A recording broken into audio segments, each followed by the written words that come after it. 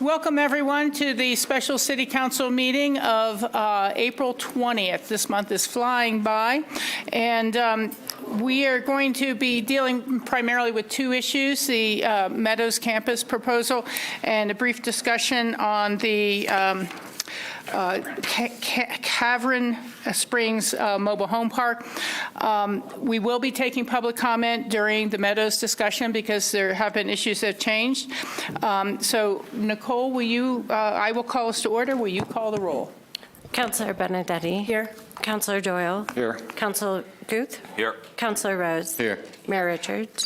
We are going to have public comment, but this is for items that are not on tonight's agenda. If you would like to make a public comment during the, after we get into the presentation, that's great. But citizen comments and petitions for things not on tonight's agenda. Is there anyone here in the room for citizen comment?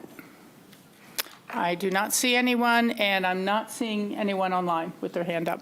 So I will close the citizen comment and petition section of the agenda and move on to the action item. This is resolution number 60, series of 2026, the mobile home park preservation deed restriction purchase. And we have Diane Foster here up to present to us. We've had a very thorough memo. I'd like to kind of say for the public, there's been a lot of research as to the number of mobile homes who might be requesting the sort of assistance in the future and the qualifications that are kind of necessary for the Thistle company that works on the financing of those mobile home purchases and turning them into resident-owned communities. It has a threshold of at least about 50 units. So we're not seeing a wellspring of endless requests in this line. The other thing I would like to mention is that we would be participating kind of at a no-risk level if the rest of the coalition is not able to raise the funds for the down payment. We would not be putting any money forward either. So, Diane, if you'd like to take it away from there. Thank you, Mayor, Council. Diane Foster, City Manager's Office. Thanks to Pete for a lot of his work on this. Council saw this on March 23rd, 2026. It is a request from Cavern Springs Mobile Home Park, which is located between Carbondale and Glenwood, for the city support. And I'll leave my comments at that. Okay. Thank you. Again, we all saw the presentation before. We have seen the success with the first effort that we've made. Is there further discussion or questions or comments about the resolution that's on the agenda? John?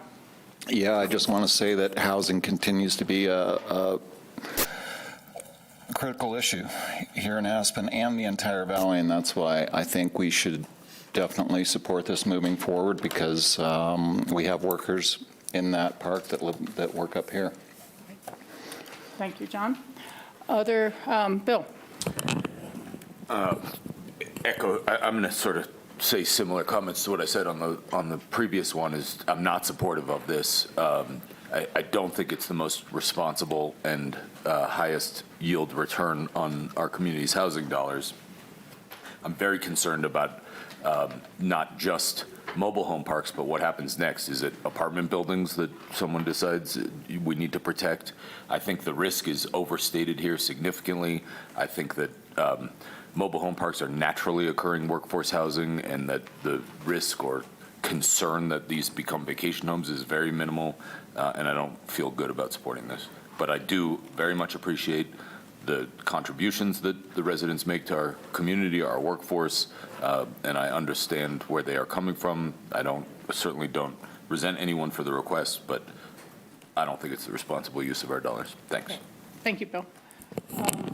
I am supportive as well, and I realize there's always competing interests and challenges, but having worked with affordable housing issues for a very long time, I think everyone's reaching the conclusion you cannot build your way out, and maintaining and preserving some of what we have that works as a free market or naturally occurring affordable housing is very important. And it's true, they they generally go on in some form, but if they change from, oh, these are now housing all Category 4 or 5 RO type workers and no longer housing the predominant workforce need we have, which tend to run around Category 3, I get concerned, and you get displaced. So that's all I'm really going to say about it.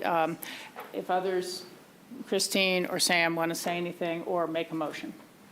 I would just add thanks to the Meadows Fund for the information they provided, and that helped convince me that this is the right project to support, so I'll be supporting it as well. Okay, thank you. Is there a motion So moved. to approve Resolution 60, Series of 2026? Yes, so moved. And I'll second that. I don't normally do that, but I would enjoy it this time. Am I allowed to second it? You are. Oh, good. I thought so. She gave me a look. I would just note that the resolution has a blank in it, and I Okay. just want to clarify. I had requested the amount of $2 million. Okay, and that's fine, the resolution was designed so that if that amount the was discussion was changed. that you had flexibility to modify the resolution. Yes. Because I Okay. just want to clarify the amount that It you're is seeking okay with approval the maker and the seconder at $2 million. at $2 million. Thank you. Okay, thank you. Nicole, will you call the roll, please? Counselor Benedetti? Yes. Counselor Doyle? Yes. Counselor Guth? No.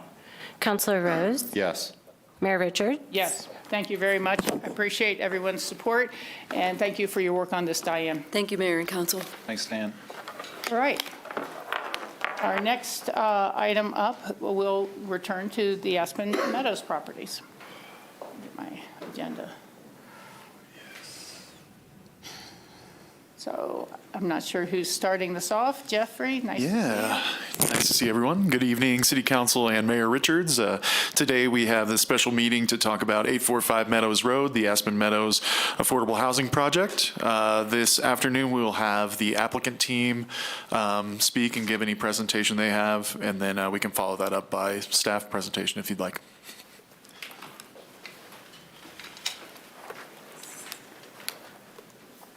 Could you promote me into the meeting? Absolutely. What's your name? Jessica? Jessica Garrow.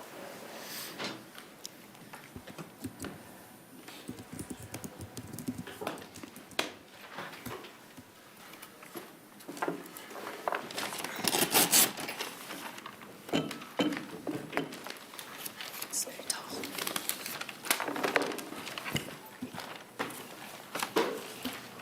Thank you.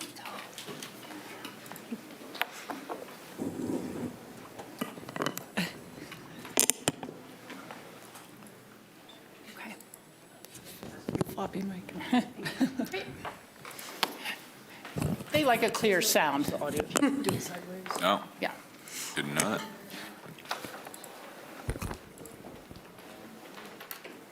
I can share this properly. Apologies, one second.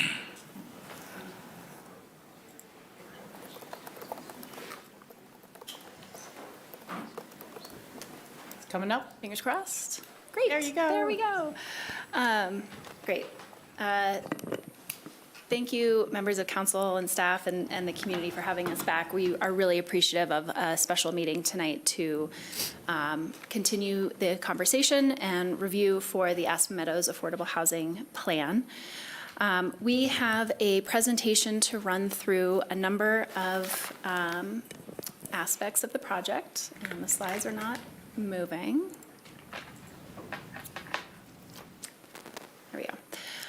So we wanted to review updates to the Aspen Center for Physics proposal. We have a bit of a deep dive related to the access point for the Aspen Music Festival and School. And then we wanted to answer some questions that were raised in the last meeting related to deed restrictions as well as the different fees. So the first piece is related to updates to Aspen Center for Physics. And I think the slides are just lagging for some reason, and we'll just keep rolling with it. The Center for Physics brings 1,000 different scientists to our community every year. And so this housing project is incredibly important for Aspen Center for Physics to continue to have an important place within the world, the scientific exploration, and within our community. And it is important that it is a deed-restricted housing project to really enable the organization to continue to provide scientific research and continue to operate within the community. The proposal has been updated to remove all of the North Street units. And when the slides catch up, there we go.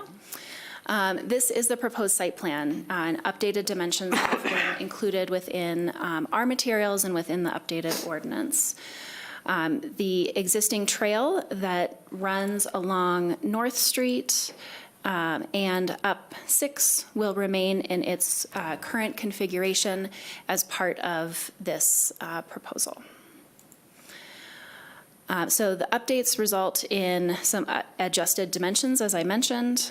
Those are included. We have reduced from 63 bedrooms in 34 units to 51 bedrooms in 28 units, which is a really significant reduction. But it is important in terms of the long-term operation for the Aspen Center for Physics. And the deed-restricted units really enable the organizational mission to continue into the future. As I mentioned, the existing trail alignment as well as street parking will be maintained as part of the proposal, and you can see that here. In addition, we understand from the staff memo that there are some questions related to parking, and so we wanted to just reiterate all of the commitments that the Aspen Center for Physics has made relative to parking and transportation.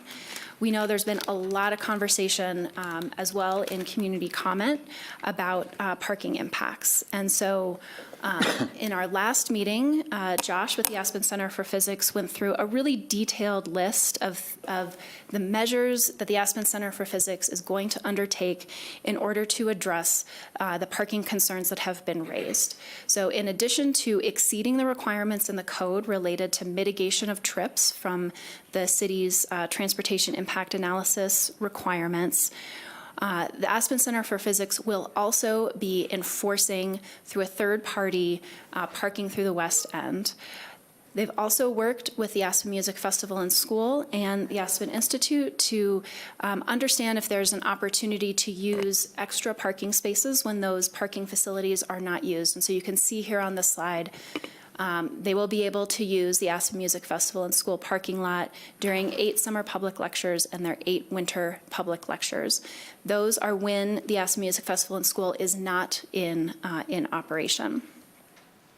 As it moves to the next slide, you'll see a laundry list of improvements to transportation and parking infrastructure that are being made as part of the Aspen Center for Physics proposal. Jessica, let me just pause you for a second. I see there's folks with hands up online, and we're going to go through the entire presentation and staff's responses and council questions before we take any public comment. I'm not ignoring your hands. I just want to let you know that online. Thank you. Rachel, can I ask a question Yeah. on the previous slide? Jessica, you mind going back one? Thank you. 2 things I don't totally understand on here. One is, what does ADA accessible unit along 6th Street mean? Oh, apologies. That is a mistake. No longer ADA unit. Okay. There's nothing there. There's nothing there. That's what I Apologies. thought. That is Thank you. my fault for not updating the slide. And 2, can you talk more about this concept of third-party parking enforcement? How does Yeah. that work? These are city property, so what gives you the power to do that? Yeah, it's a That's great pretty question. significant. Yeah. So this is part of an updated transportation and parking management plan that the Aspen Center for Physics is committing to as part of this project.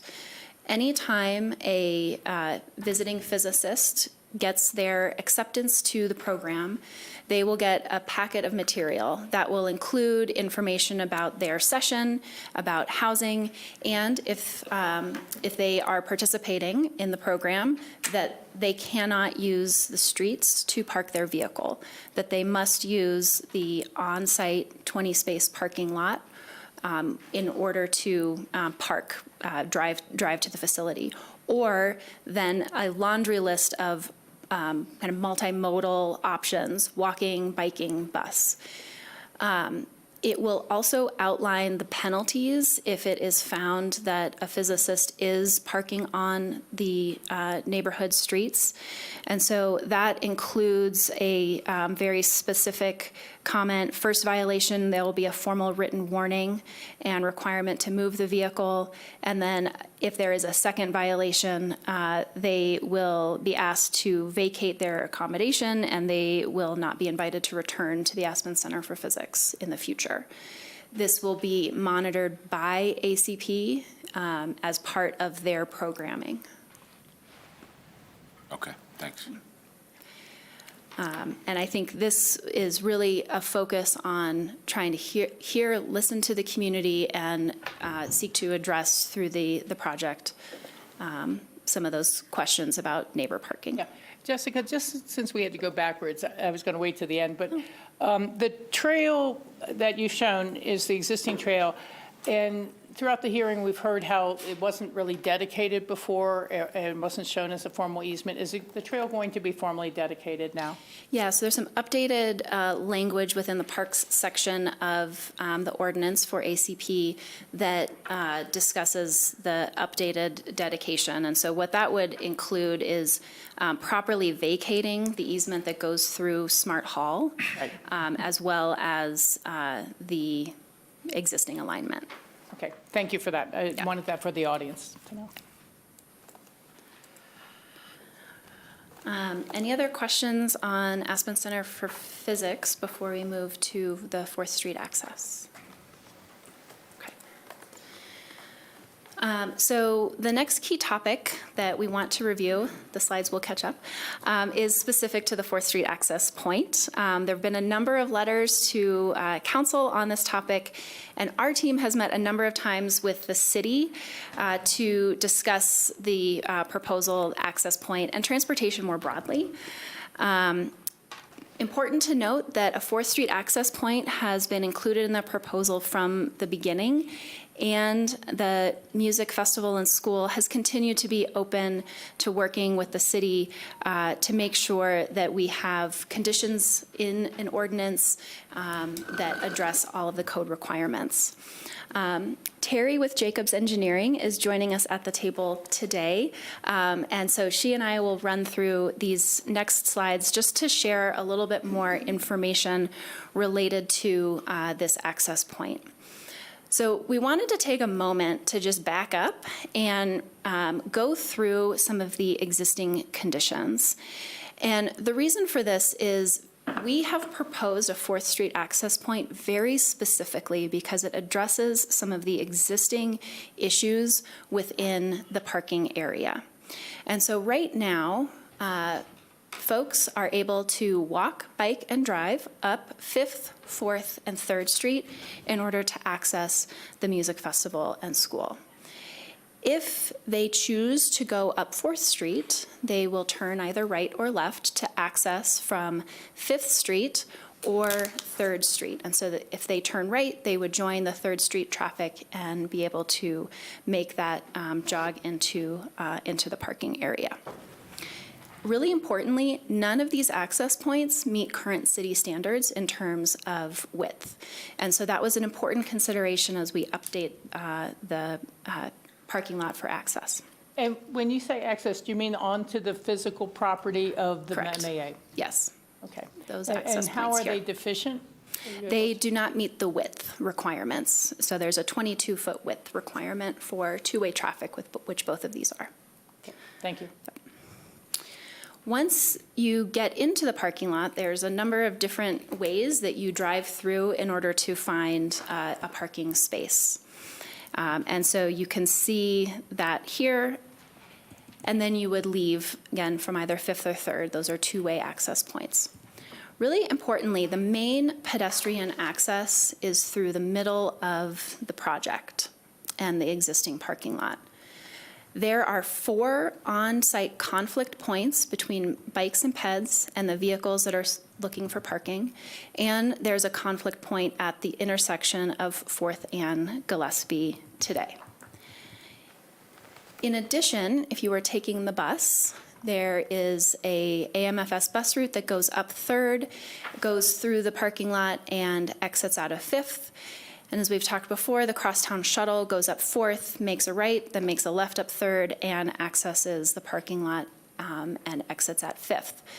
This creates an additional 6th conflict point for pedestrians and bikes who are crossing through.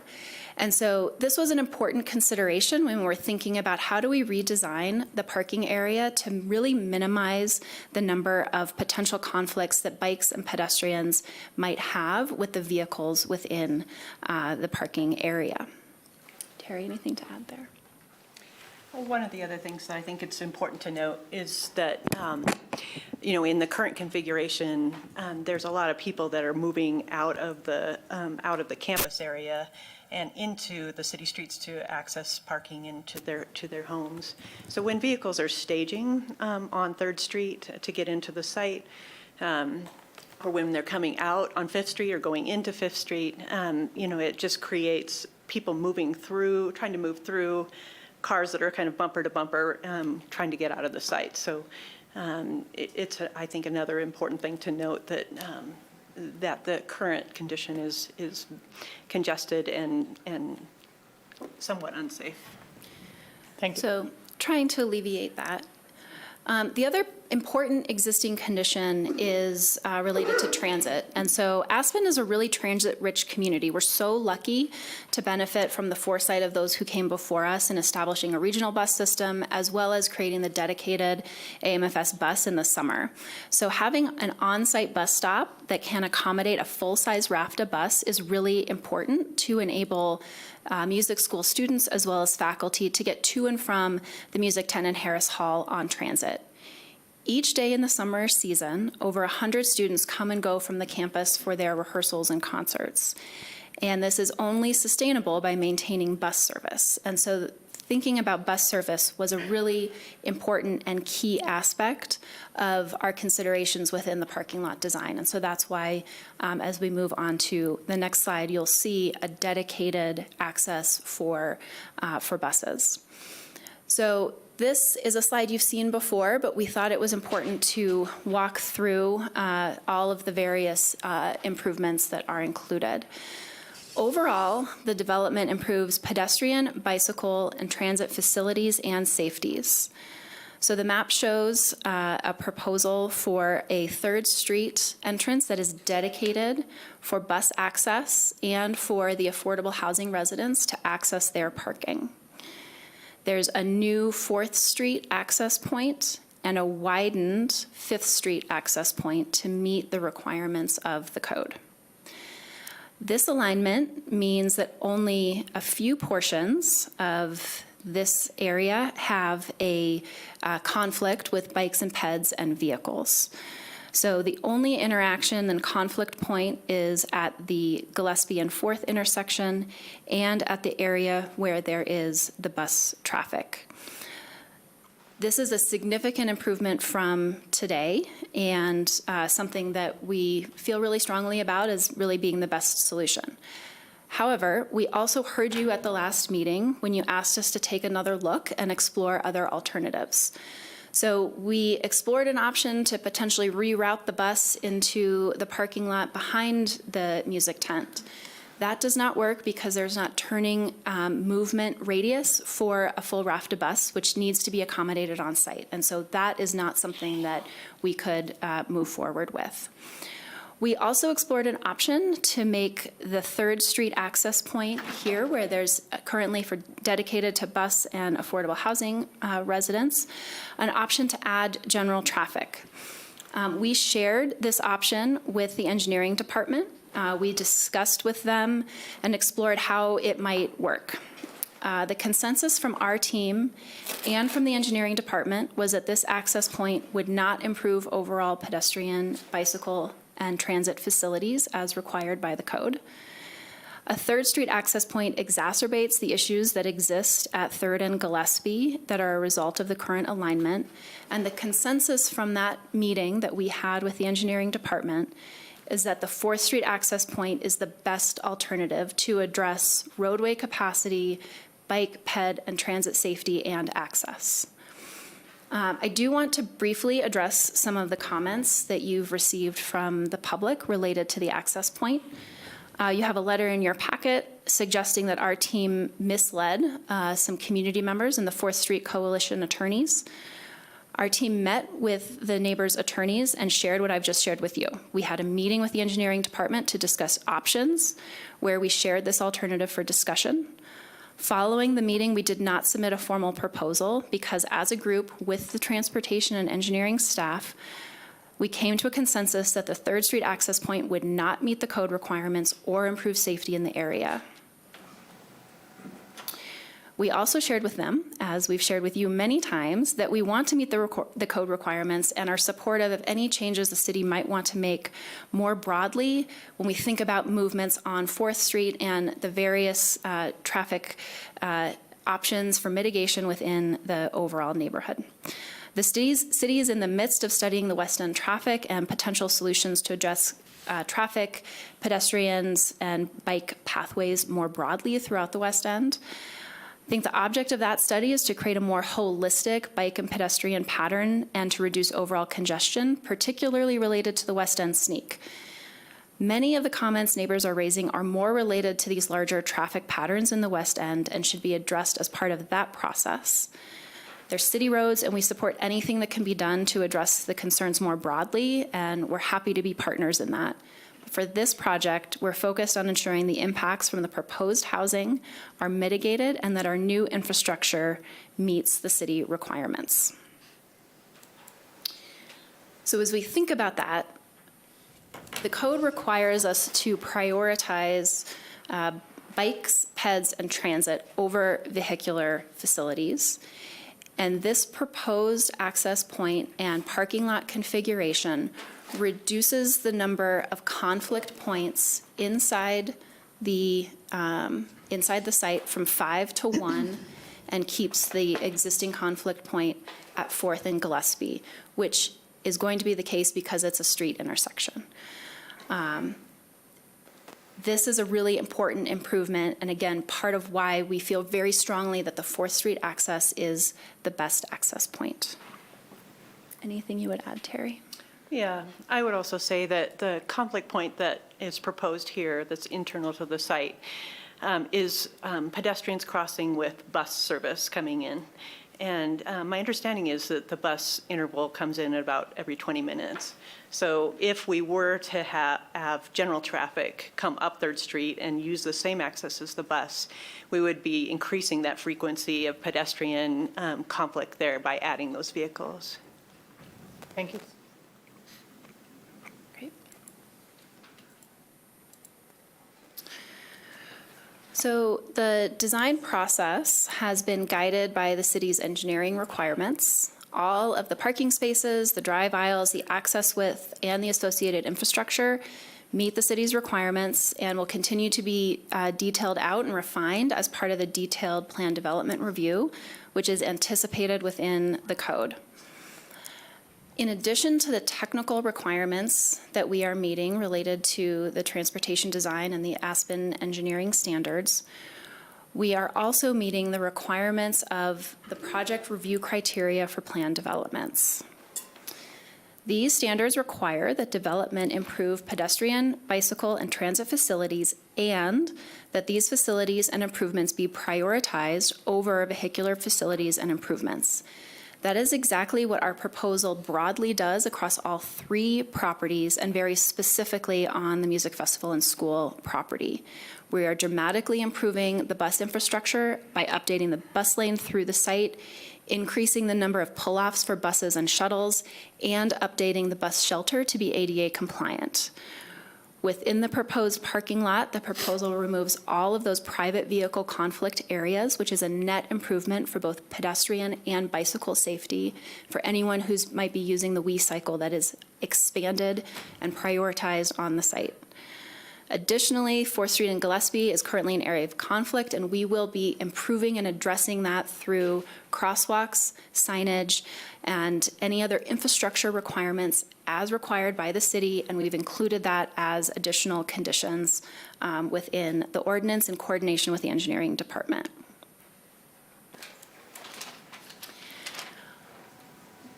So as I mentioned, we had a detailed meeting with the engineering department to review the best access point and the overall project improvements. And so at that meeting, engineering staff shared their support for the 4th Street entrance, but they also requested some additional conditions of approval to address some of the concerns that have been raised by council and neighbors. And we have worked hand in hand with the transportation and engineering teams to make sure that the ordinance addresses city requirements and comments. So these fall into two buckets. The first are specific mitigation requirements. So Section 8 of the ordinance has been updated to detail these requirements. As part of the detailed PD review, we will complete a supplemental analysis for bike and pedestrian safety at the intersections of 3rd, 4th, and 5th with Gillespie to identify the most essential improvements related to safety. This will be informed by the city's bike and ped master plan, as well as by the West End congestion study that's ongoing. It will include pedestrian protections along 4th Street, pedestrian infrastructure like sidewalks, and the intersection improvements that I mentioned, including crosswalks and stop signs. The condition of approval is very specific about what we need to do, and that's done so that there's clarity as we move forward. The second piece is testing and monitoring barriers to support pedestrian movements on 4th Street. We would work with the city to install the most appropriate temporary pedestrian protections along 4th Street between North and Gillespie for the 2 highest concert days each week during the 2027 season, and we would study existing patterns in 2026. This enables the city, the Aspen Music Festival and School, and the neighbors to understand what a barrier system might look like and how it might work during that test phase. And from there, more permanent improvements could be incorporated into the detail PD review. The next slide will illustrate the potential area for those temporary barriers based on our conversations with the engineering department. We've heard from you and from neighbors about general traffic concerns in the neighborhood and specifically to 4th Street, and that caused us to complete the additional traffic analysis with Jacobs Engineering, which we've discussed at length in previous meetings, and we will not go through again unless you have additional questions.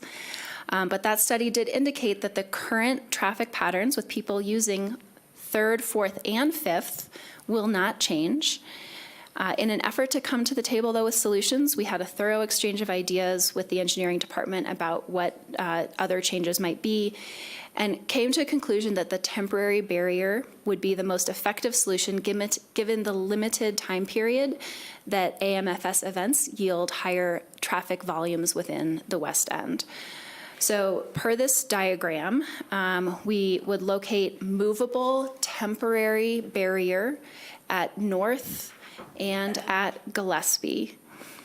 These would come up before a concert and would be removed shortly after the concert begins for 2 events a week during the 8-week season. The design would meet City of Aspen and fire standards. Local traffic, bicyclists, pedestrians, the crosstown shuttle, and emergency vehicles would be able to access all of 4th Street. Residents will be able to access their properties despite the temporary barrier. The idea is that this is movable so that we can manage the traffic that we've heard is a concern while allowing the existing uses to continue. We view this as a compromise related to comments from neighbors, and the trial of this option gives everyone just the opportunity to see if it has a meaningful impact. What we would say is, at the end of the day, our study with Jacobs really indicated that changing a parking lot entrance is not going to change the overall traffic flows within the West End. This is a proposal to try to address the things that we've heard, but as we've said, we're very open to what the city would like to do. We want to take our direction from City Council, from the engineering department related to this question. And so this is a proposal, and as is required in the code, we would more fully detail things at the detailed PD review. Anything you would add? No, I would just say that, we really view this as event management instead of a permanent change. As Jessica's already said, we really, the concerts happen for a total of 48 hours over this 8-week period. And so and that we're also willing to try anything that the neighborhood or the city or the council suggests that we should try as a different trial. Not tied into this one, but willing to look at other things if that is the direction we receive. Thank you. Bill? Thanks. Apologies if I missed this, but could you clarify how this barrier experiment will help?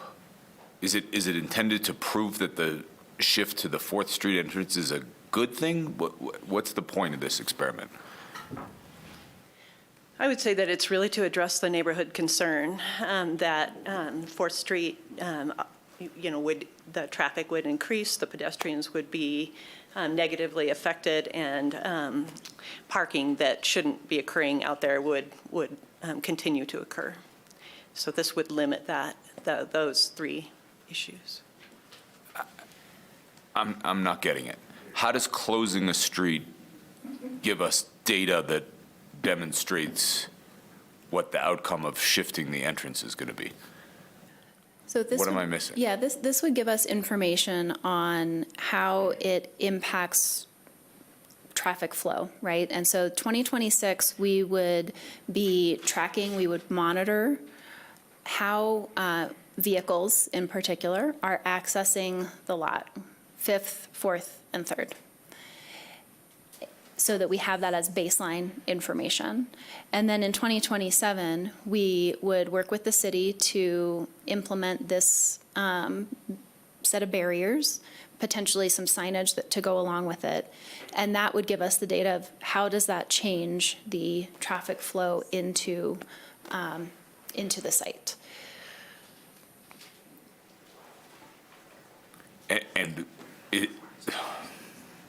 Okay, so you do this experiment, and then that tells you what? What does the data tell you? That now cars use 3rd Street and 5th Street, which is the current condition mostly, right?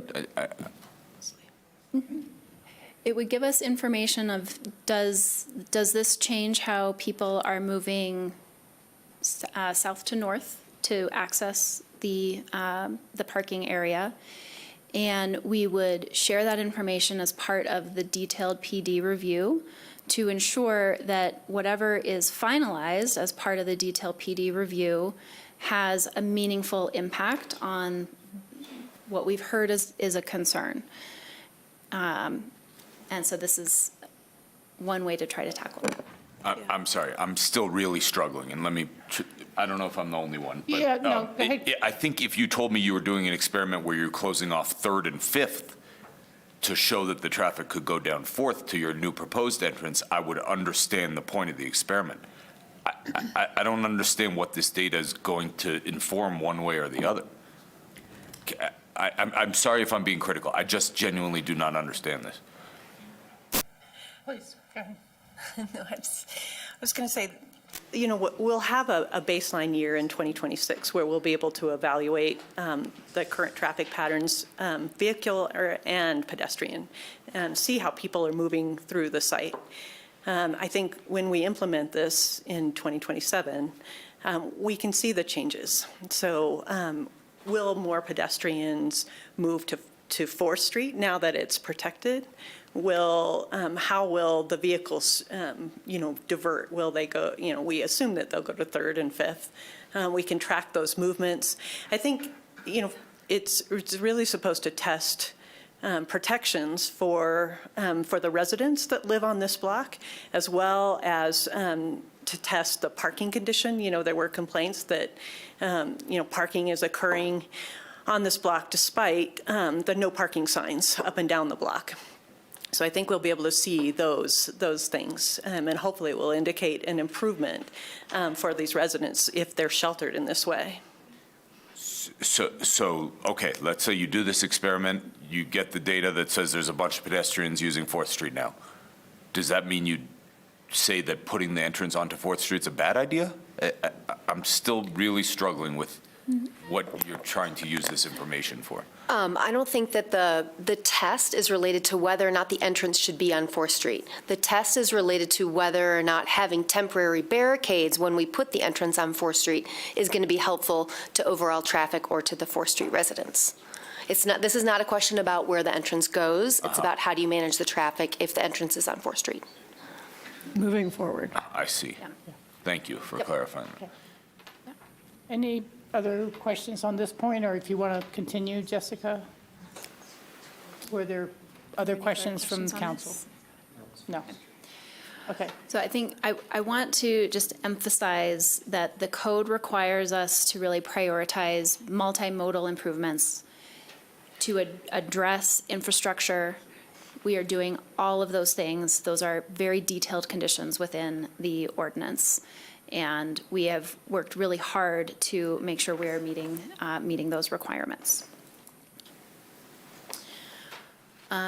Moving on, wanted to share a quick slide reminder. We are requesting extension of vested rights for 5 years. That's been included in the updated ordinance, I think, based off of what we heard as support from council as part of vested rights.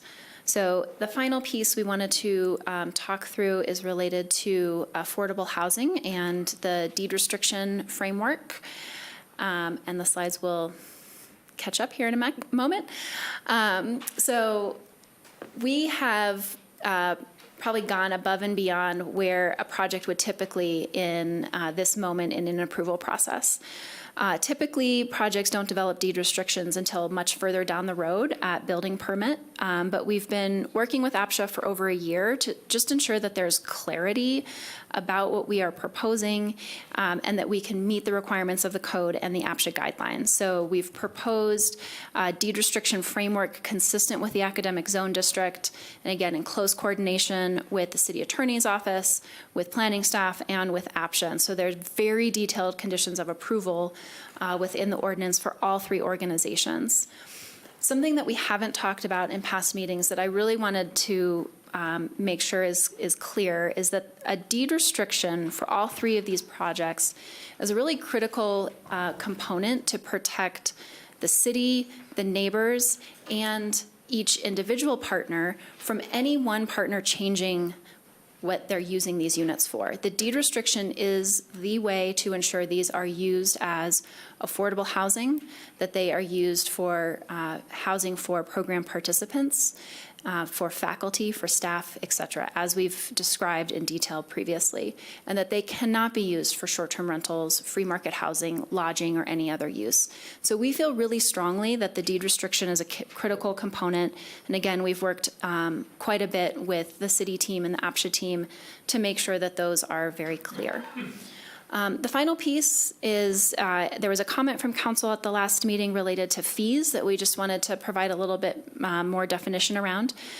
There was a specific reference related to some of the fee waivers that are available for affordable housing and tap fees in particular.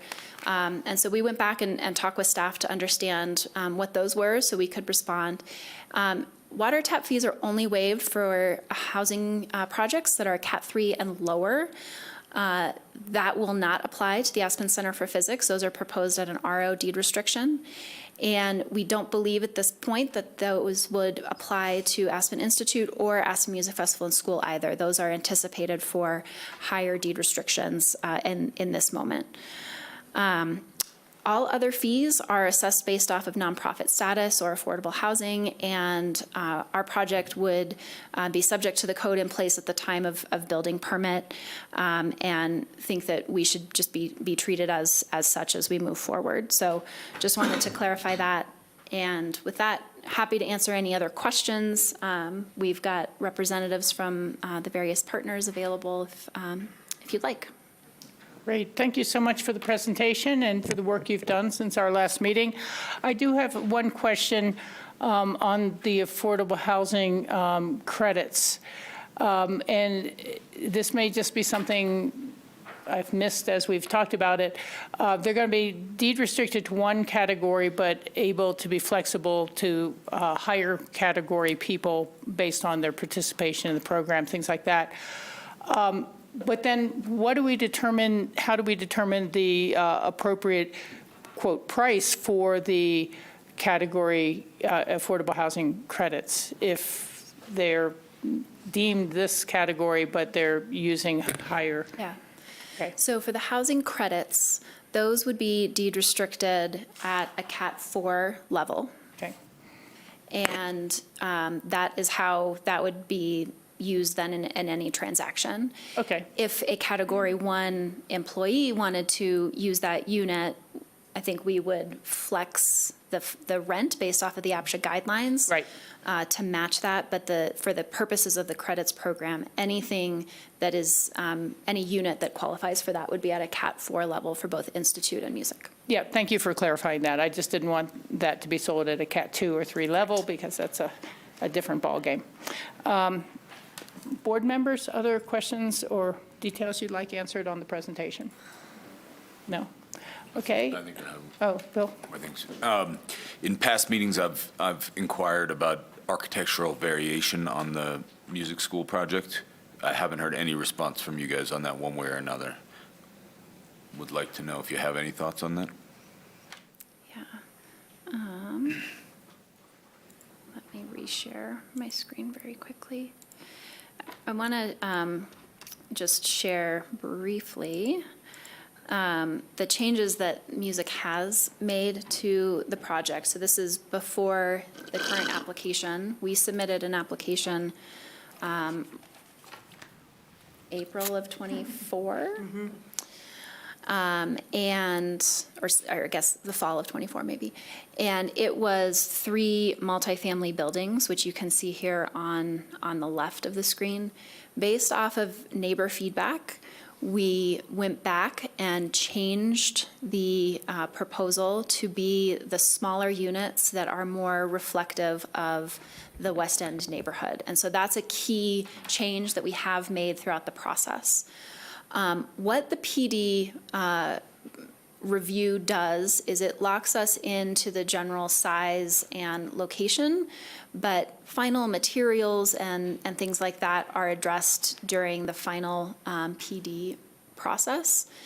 And so we have not proposed any architectural changes. We have not heard a majority of council ask for that, and so we haven't pursued that. We do have the architecture team here who would be able to share any details related to architecture, and I think our intention is to blend both ideas of relating to the West End character as well as the campus character with the proposed architecture. And so that's the intention.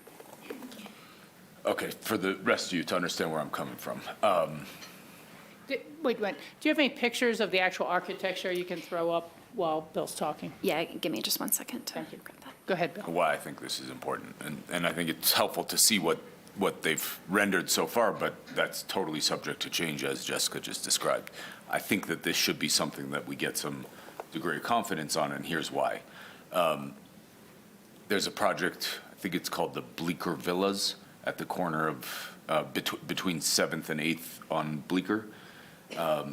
That's sort of like gray stucco boxes that is not super dissimilar in form to what they've shown for the layout of this site.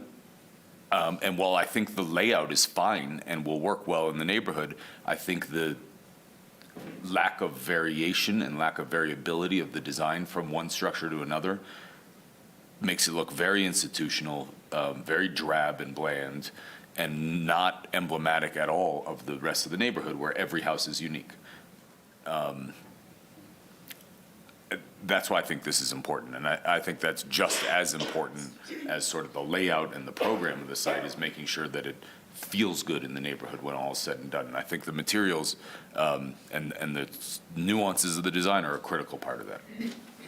That's my pitch there. Okay, and I can appreciate that and respect it. I think you're right on.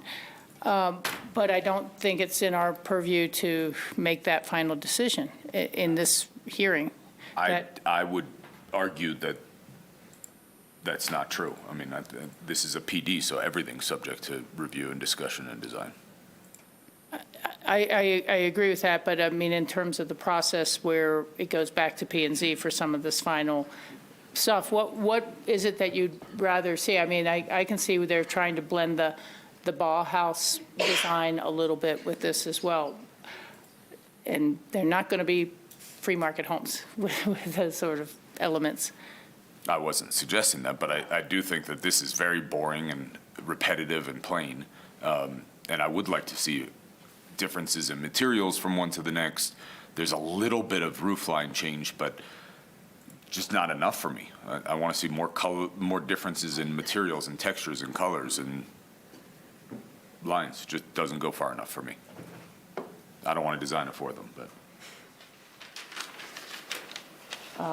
Do you have any response on that? I guess, I mean, we could bring, is Harry here? Did he come? Yeah. I think that one of the things, when we pivoted from the original larger structures to the smaller structures, one of the questions we had was, are we trying to look like the West End and just teenier single-family homes, or are we still interested in a campus feel? Yeah. And the answer was definitely a campus feel, that this is still part of our campus, and how does it tie in? And that's something that Harry was really going for with these smaller structures all in one area with the open space in the middle. Off to you, Harry. Yeah, thanks. I haven't had a chance to speak anything about this. We're obviously dancing between a couple of things. The general institutional character of the Meadows itself, with some very significant architectural pieces in it that start with Fritz and Herbert Bayer doing landscape and siding and so on, and then continuing on with some buildings that I've had the opportunity to do. And this is the edge. It's a border between the community and the campus itself, and it seemed appropriate to me that the buildings become a bridge of that gap. And so the idea of, I think there's plenty of, are we really trying to be the West End on this side of the street, or is this in fact the introduction to something more in a Bauhaus-related architecture and theme? In that latter context, one would not use a lot of different materials. We're starting to actually trying to become something where you get variety, but you do it with, rather than just changing materials, we're doing it with quite a bit of volumetric manipulation. The front of these buildings jumps in and out. There's various large sections of windows and so on that move around that actually make I of course, personally don't think they're boring, but I think they're pretty interesting, and I think that they actually provide a lot of variety given a restrained palette of materials that relates seriously to the Meadows. So, and I appreciate that, we didn't respond to anything for this particular reading because we did understand that this was going to be brought up later. So it wasn't an intentional that we just didn't do anything. It's that we understood that this might be happening later, as Jessica said. Well, thanks for that, Harry, and I respect your work and admire your work and I'm very familiar with it, and I know you'll do a good job here. But I think, and I agree with almost everything you said, except for the fact that this abuts two rights away, and it's not nestled deep into the campus. You've asked to place this right at the intersection of two right-of-ways. So I think it relates more to the West End than it does to your campus, and I don't think that this design is reflective of that. And that's where I'm struggling. I'm fine with the smaller structures. I'm fine with the general program and the placement. This just doesn't feel like it belongs in the sort of residential part of the West End in terms of the materiality and the variation. Bill, let me see if that concern is shared Please. across the rest of the council. Sam, do you want to see changes, or we'll go down the line? Or are we happy with the process going forward to P&Z on the final materials and those sort of questions? Yeah, I'm not as concerned because this will go back to P&Z, and I also don't think these look bad, honestly. Thank you. Down to the Cypress team. Yeah, I trust your team and the work that you've done. And again, this is going back to P&Z for detailed review, so I'm comfortable with them, this part of it in their hands. John? I have a different opinion. Thanks. I have a different opinion. I really appreciate the effort given to try to make this compatible with the neighborhood because of the character issues and so on. But I got to say, I'm slightly disappointed that the massing has changed from what it was before. We all know that there's better energy efficiency when there's more massing and less singular structures, which is what we've ended up with here. So we're actually making a decision here to be less energy efficient just because of aesthetics. I'd like to point out that the former Forest Service lots, which are on the edge of the West End, much like this project is, they all look pretty uniform to me. I think there's 4 different homes that you look at one and it looks like pretty much the one right next door to it. So this isn't the first time that this would happen. And I think we're getting pretty granular here when we're talking about being involved in the design of this. I think Harry's going to do a good job with this. He's got a great track record here, and I like all the buildings that I've seen that he's helped design. So I support this going forward with the design as you're showing for the final P&Z review, but thanks for getting a chance to really air the concern and hearing the concern and take that into heart as you move forward. Thank you. Thank you. Any other, Should I stay? were there other questions for the applicant team? That's where we were before this one came up. Without any, we will move to the public hearing. And we're going to have, again, a large crowd, so we're going to be at about a 3-minute. Did you have any more or no? I think that staff had some comments they Okay, wanted to make. staff is coming up with their comments now. Thanks.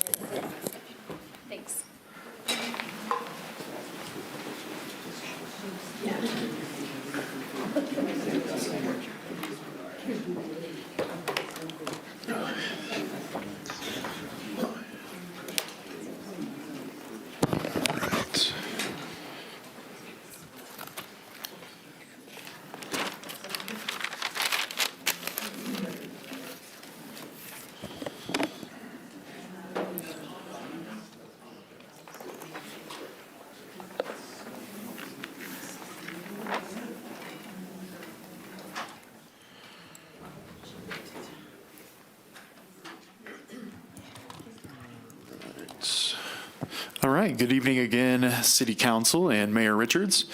We've got a very brief presentation from the staff side. I'm Jeff Barnhill, City Planner for the City of Aspen. And then I've got Tricia Aragon and Cindy Christensen with me to talk about some of the engineering and APSHA sort of responses and where we're at in the process so far. And I'll just kind of get started on this presentation. This just is kind of outlining the steps we've taken since the previous meetings. The applicant has met with the engineering department, getting some additional conditions ready for detailed review. Additionally, staff has worked with APSHA and the city attorney's office on the deed restriction frameworks, and we're feeling pretty comfortable with the conditions included in the ordinance. And then last meeting, planning staff went through some of the relevant review criteria a little more in depth. And then City Council also received those clean review criteria copies maybe 2 public hearings ago. But with that, I'll pass it on to Tricia and then Cindy. Thanks so much. Tricia Aragon, City Engineer for Engineering Department.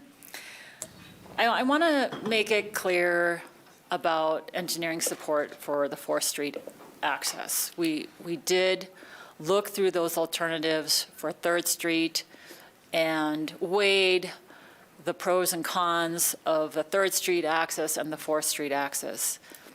The engineering standards state when you have access off of 2 streets, it's up to the engineering department to determine where that access is best located based on traffic, volumes, and also safety. And so we landed on 4th Street in particular because of the safety aspect. The applicant went through the issues on Gillespie and 3rd. It's a confusing intersection. We had a pedestrian struck there from a left turning movement. The vehicle was going eastbound, made that left turn and hit the pedestrian. So that intersection has concerns for us. Additionally, the 3rd Street access, looking at their proposal and what that would entail, creates additional conflicts for pedestrians, for a we-cycle station. And then it also mixes general traffic with the bus lane, and that's not preferred either. So that's why we landed on 4th Street. When you're looking at 4th Street and its configuration, yes, it's a narrow street. We measured it at 18 feet, so that's 2 9-foot lanes. That is completely appropriate for the neighborhood context. Now, our standards do state we want to see 11-foot lanes when you're building a new road. 4th Street, we're not proposing to widen it. I like the neighborhood context of that, to have those narrower lanes. It creates particular behavior because it's narrow. It's a natural traffic calming element. When looking at NACTO, that's the National Association of City Transportation Officials. That's a guidance document that we use for city context. The national guidances of highways don't apply to a city context, so that's why we rely on NACTO. And it certainly states that 9-foot lanes are completely appropriate for this kind of context. The other alternatives that were talked about for 4th Street, that includes one-way, ped bike way, and permanently closing 4th Street. Engineering also doesn't support those alternatives either. The reason you make it one way, you're essentially widening the street. So now you're changing not only traffic flow and traffic patterns, it's very difficult to enforce a one way, first of all. You're also creating a wider street. So speeding isn't an issue on 4th Street, but it could be if we start to widen that street. So I'm very sensitive of trying to keep that neighborhood context and try and keep it the way it's functioning today. And granted, when you're adding this 4th Street access for events, yes, it's going to change how traffic flows in this neighborhood. And I have listened to public comment regarding 4th Street, regarding the concerns of having that 4th Street access and what that will do to that neighborhood. And so that's why I like this event closure that they were talking about, this temporary closure only for events.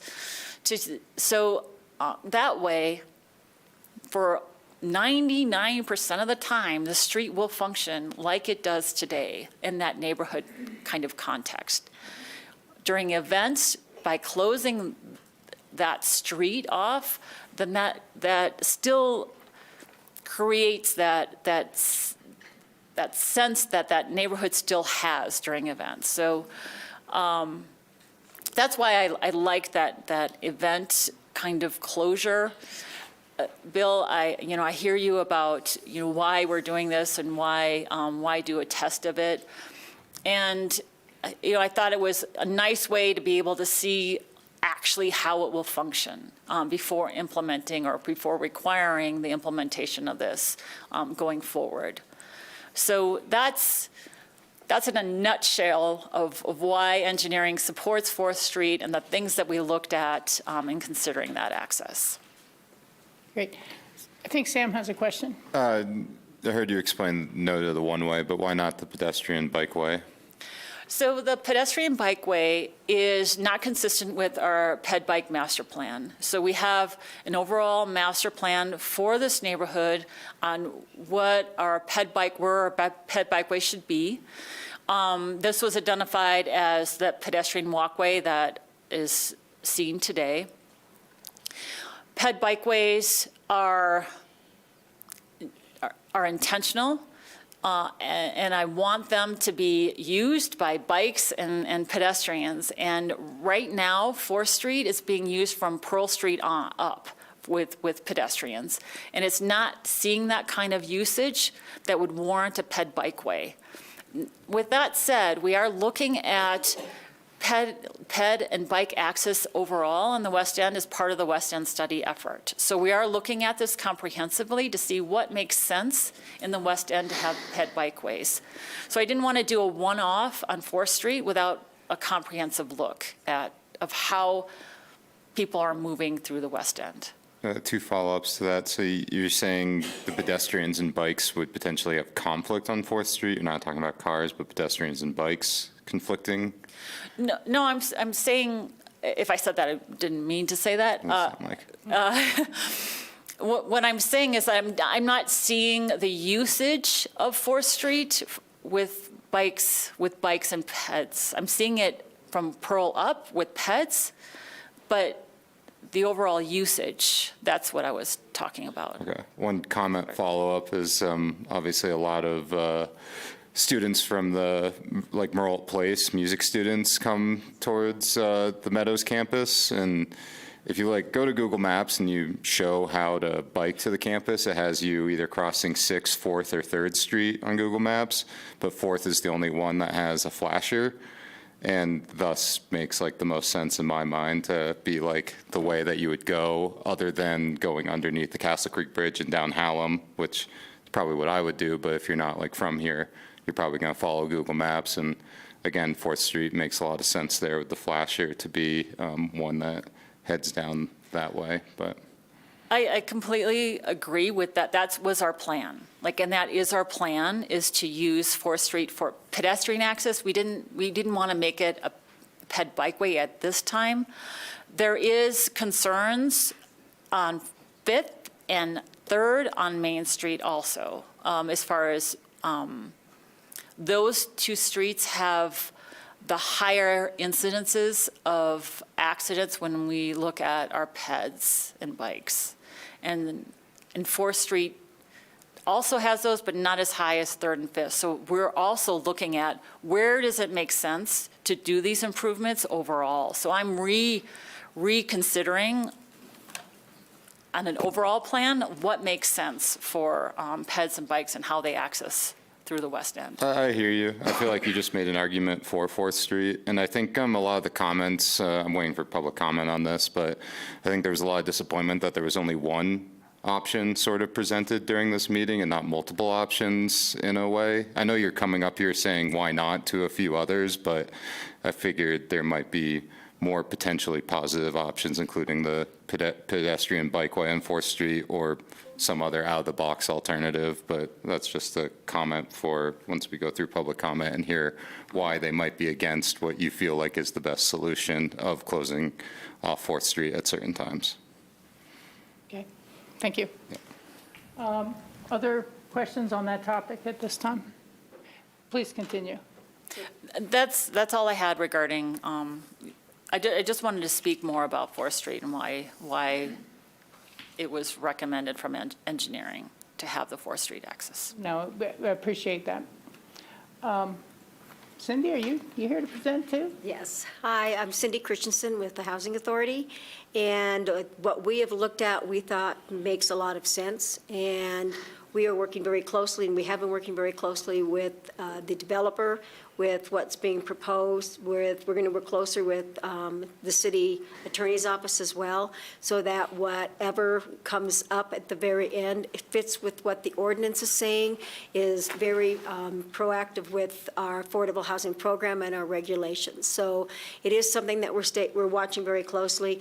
And it usually is, we usually do not do deed restrictions this early in the process. Yes. Usually deed restrictions are done closer to actually certificate of occupancy. So we have a little time to work with that, and I know we're going to come up with something great that's going to be not only good for the developers, for all three entities, but for the housing authority as well. Okay, thank you. I'm just going to pass along a thought, and it's a little tangential to the Meadows hearing. We are where we are right now with that, and I respect that. But I am concerned overall, from having been on the housing board decades ago, that, in the Bell Mountain Lodge, the old Bell Mountain Lodge comes to mind across from City Market.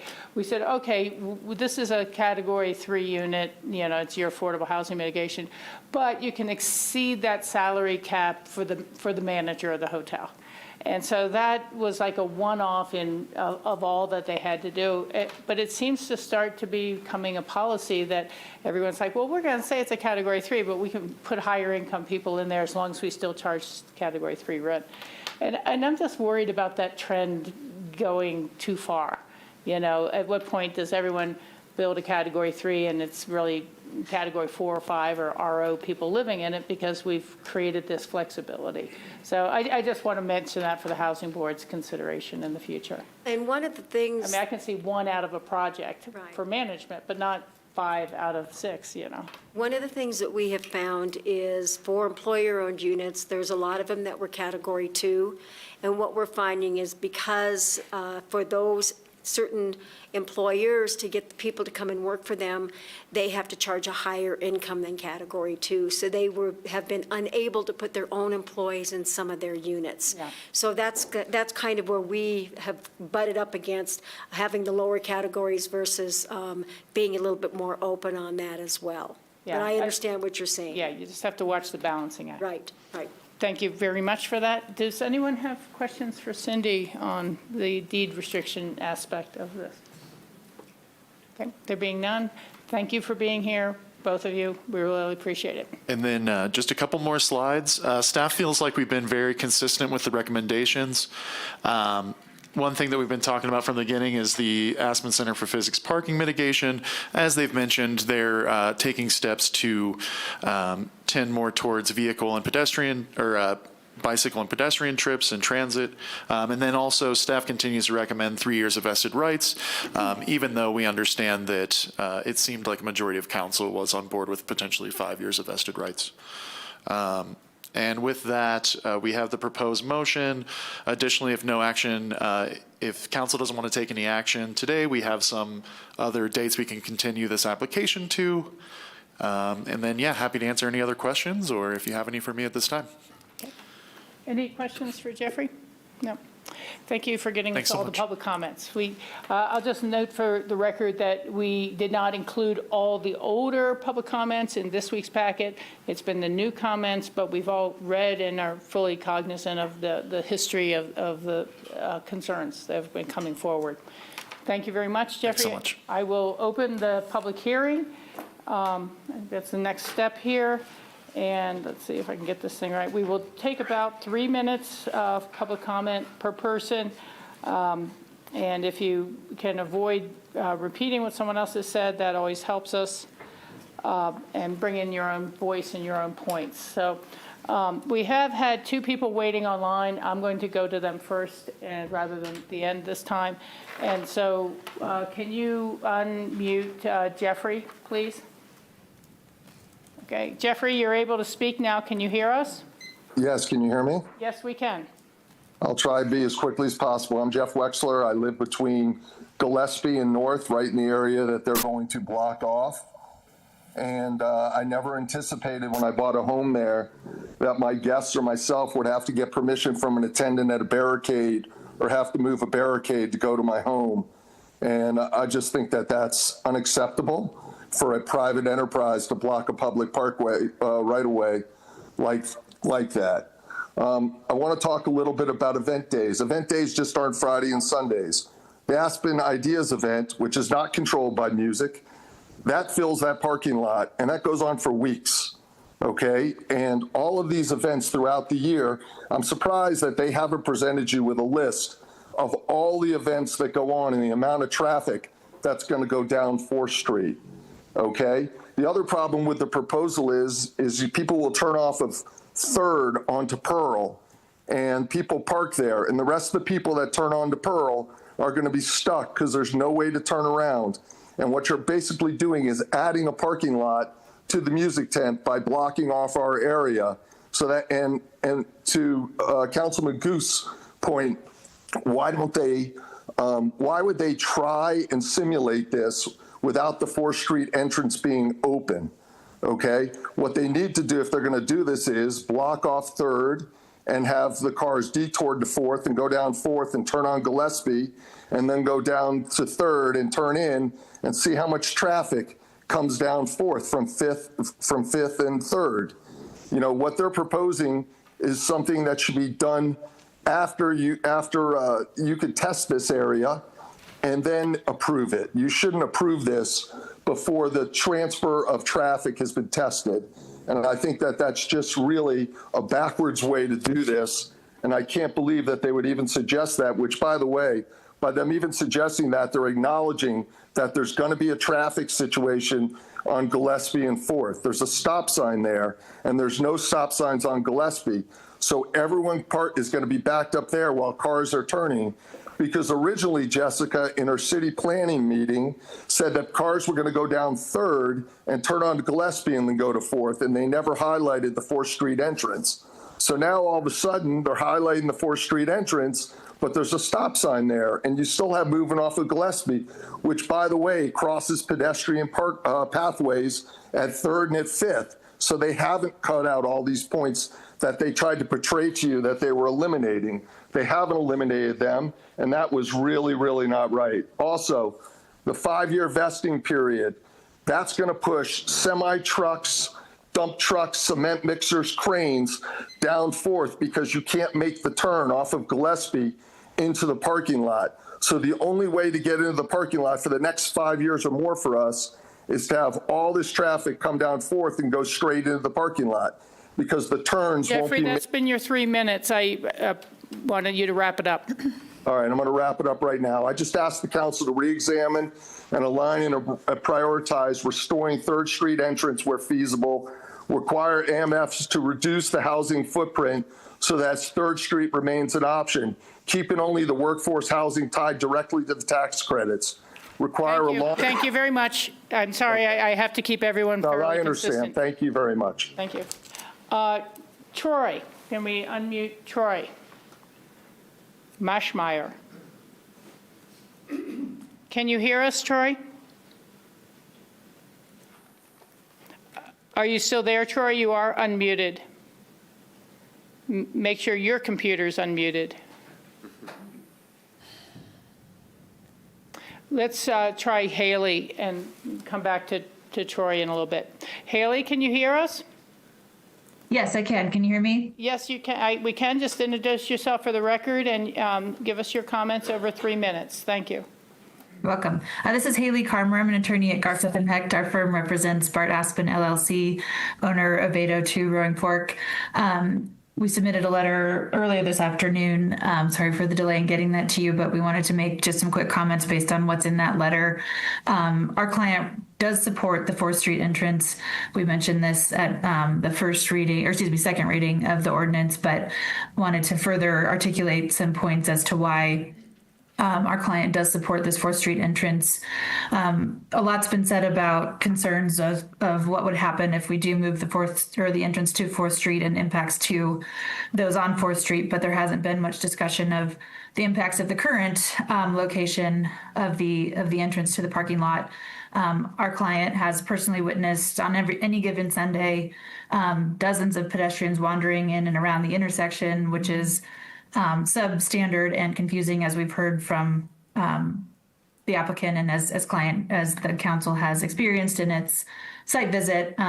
So having multiple pedestrians using that existing entrance and then having to navigate that intersection while also dodging cars and trucks and bikes and passenger vans who are in a hurry to drop people off is certainly a safety concern for my client and has seen, and as is represented in the Jacobs report with the one accident reported there, and as the city engineer has expressed too, that there are existing significant safety concerns with the existing access. So moving the 4th Street or the entrance to 4th Street would alleviate those concerns, and especially in light of all of the improvements the applicant is going to make for purposes of pedestrian and bicycle safety.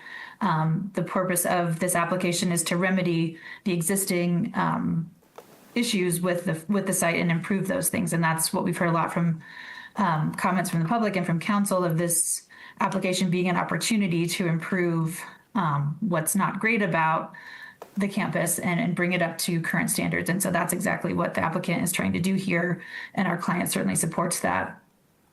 The other piece we wanted to make sure to touch on is that one of the fundamental assumptions here is that if we do move the entrance to 4th Street, that traffic patterns will change materially such that additional traffic goes up 4th Street. And that hasn't been proven out in the record. Nothing's changing about the current streets that access all of those points. The applicant did a good job this evening about explaining how those current streets funnel to the parking lot, and none of that's going to change based on moving the current entrance. So there just hasn't been any evidence presented to show that would ultimately come to transpire, that the transportation patterns would materially change. So to summarize, our client certainly supports the 4th Street entrance, both for vehicles, pedestrians, and cyclists. There shouldn't be any parking lot entrance on 3rd Street for pedestrians or cars, other than, of course, the bike. Okay, you've hit your 3 minutes. Okay. Thank you for your comments. We appreciate that very much. Thank you. Let's try Troy one more time. Troy, are you at your computer? Are you able to hear us? I am on my computer. I can hear you. Can you hear me? Yes, we can hear you, Troy. Why don't you give us your 3 minutes? All right. Thank you very much. So I have been to most of the, either in person or remote, to the zoning and the council meetings. Just a quick history. I'm in the building materials and real estate business for over 45 years, so I've been through many hearings like this. I have to say, this one has been one of the most biased, one-sided proposals and presentations I've ever heard. Many things are not factual. They are opinions, such as I walk on the bike lane toward town, not just toward the center when I'm there. That's just one of many. I want to be respectful, but as I said, I've sat through it. I've made all my notes. I've checked with my corporate counsel, with the law firms that we use on zoning. If the council approves this as presented, and I understand the council has the ability to modify, but some of the residents on 4th Street will then file a lawsuit. We may not win locally, but I've been pretty much assured that when we get to the higher appellate courts with all the facts that we have. So here's my suggestion. I urge the council to save the residents and the town considerable money. There are many excellent planning groups throughout the United States. I suggest the town hire one of these well-respected planning groups so it's unbiased, and that they do a traffic study, a phase 2 traffic study in coordination with that, so that we get a good project that works for all. Respectfully, thank you very much. Thank you very much, Troy. I appreciate your comments.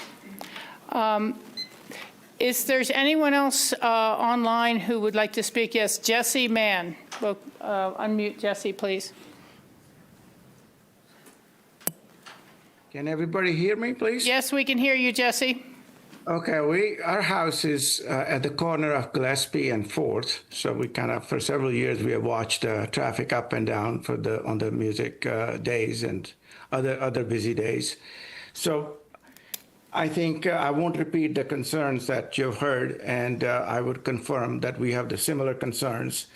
And the other concern I have is I've tried to talk to the staff, I've talked to different people. Every time seems like they've already made up their mind with the design team. They've spent probably 2 years now. And I guess in psychology, that's called confirmation bias. They don't want to listen to any other options. Last time I talked to the staff, they said, oh, we can only comment on what's proposed. Well, I said, why don't you suggest some other alternatives?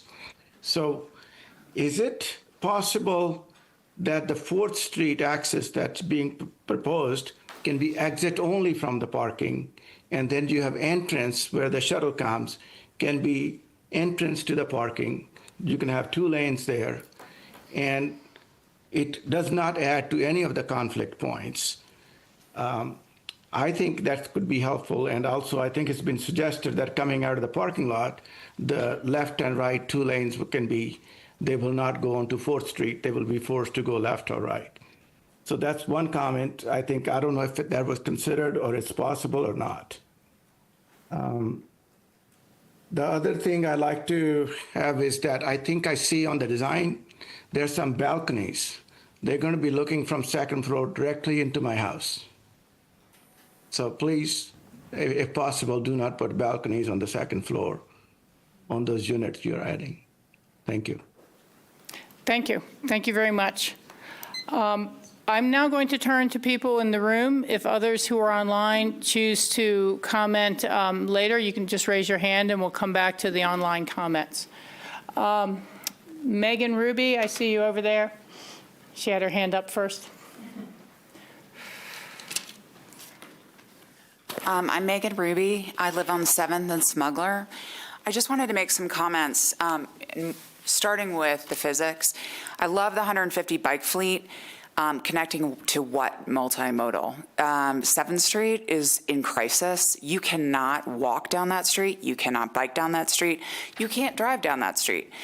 Everyone cuts through west-north and goes through 7th. It is a disaster, and I think that really needs to be looked at. 8th needs to be looked at. You can't get to the Meadows. You can't get to the physics. The morale that they're talking about, the seasonal employees, we see them across coming down 7th. They play Frogger. It's extremely dangerous, and I think you need to start looking at that as well. Most streets with parking and two-way traffic in the West End have no safe passage for bikes or pedestrians during the summer. This is a reality of those who live there, and engineering has not. The last study that engineering has done is 2021. So I don't understand how they can say there's no speeding down 4th. I'm always on 4th. There's cars speeding down 4th, as well as the Rafta shuttle uses the white lane to drive through. I've almost been hit with my dogs every day. I walk that. And it's pretty upsetting because there's no enforcement. We need, and maybe it's done by the city and not this project, a level 2 study. Construction vehicles cut through even when they're not working in the West End. My understanding is you need a public vote to close streets. So how is engineering proposing that? I was told we can't do a safe passage on 7th without a public vote. That makes no sense. And then closing that puts more congestion on 3rd, 5th, 6th, and 7th. It goes all the way out there, and it just concentrates traffic in a more dangerous aspect. We should not be pushing through a project when we have such a traffic crisis already. I understand the project doesn't feel that this is their issue. It 100% is when they're not doing full-time employee housing. If they were doing full-time employee housing, fantastic. We all want that. But this is not that, and it is going to cause major traffic and safety issues. Thank you. Thank you. Thank you for your comments. Warren Klug.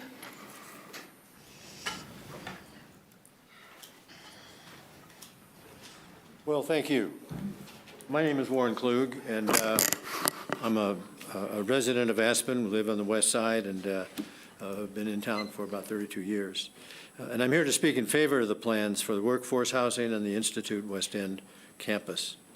I'm retired now and enjoying it, but for nearly 30 years I was the general manager of a hotel here in Aspen, and I was acutely aware of the challenges presented by the lack of sufficient affordable housing And of course, we all know that it's been nothing but more difficult year in and year out, and certainly is today. Aspen desperately needs more staff and affordable housing, and we all know that this is true.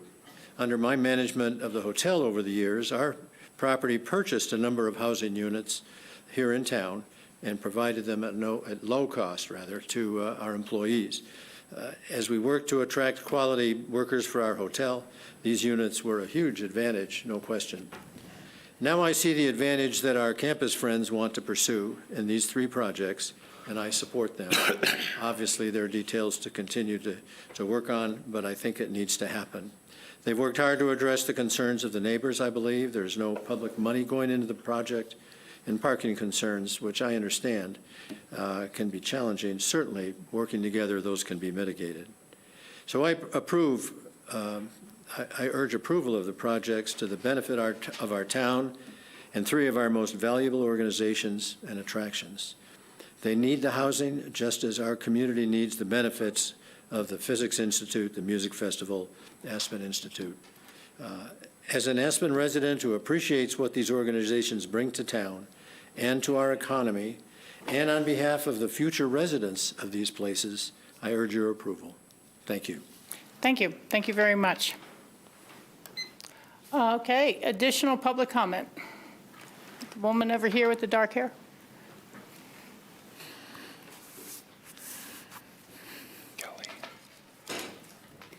Hi, my name is Kelly Murphy. I work at Aspen Historical Society, which is located in the West End. And I want to be clear from the outset, we don't advocate for or against, we don't step into the shoes of HPC or you guys, so I'm not here to opine on whether or not this should be approved. What I can do is I can speak from the perspective of someone who works at a nonprofit and someone who is responsible for hiring. And I can tell you that it is really hard.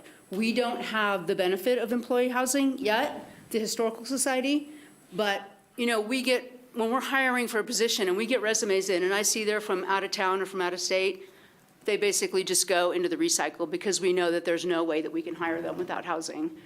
About half of our employees live down Valley, and I do want to also tell you, and I think everyone knows this, but I'm speaking from the perspective of someone who has 40-plus commutes every day. It is important to house people where they work. It is better for the employees, and it's better for the employers. That's my perspective. Thank you. Thanks, Kelly. Thank you very much. I'm going to go do my commute. Yeah. Okay, additional public comment. The lady over here with the dark jacket. This is on. I just wanted to. Your name, please, first. Laura Magus, Okay. 40-year local, live in the West End. There should never be a study in 2027 if anyone's considering on traffic because the airport's closed. And I already know that these nonprofits, I know board members are already concerned about losing money and the lack of participation, so I wanted to point that out. And also, I think everyone supports the idea of these nonprofits, but it should not be at the expense of the community. And the West End is a community. It should be a win-win for both. Thank you. Thank you very much. Thank you for your time. Additional public comment right here.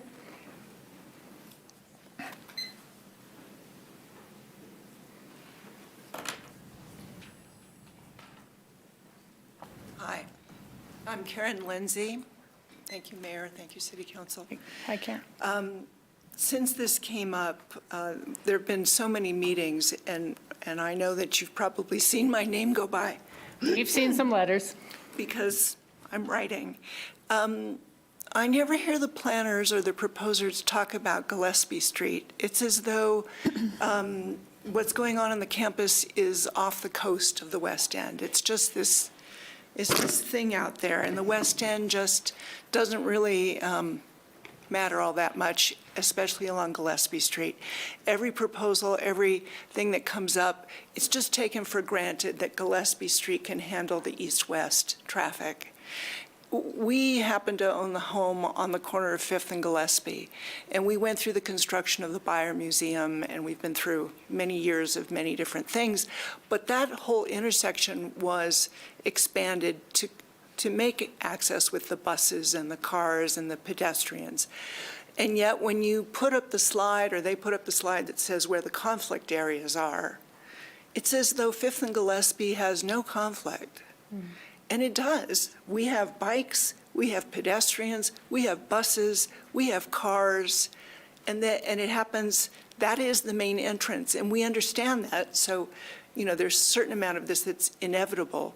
But when you close 3rd Street, and then people are concerned about 4th Street, there's no place to go except 5th to get in and out. And so when they're talking about a temporary barrier on 4th Street, where are those cars going to go?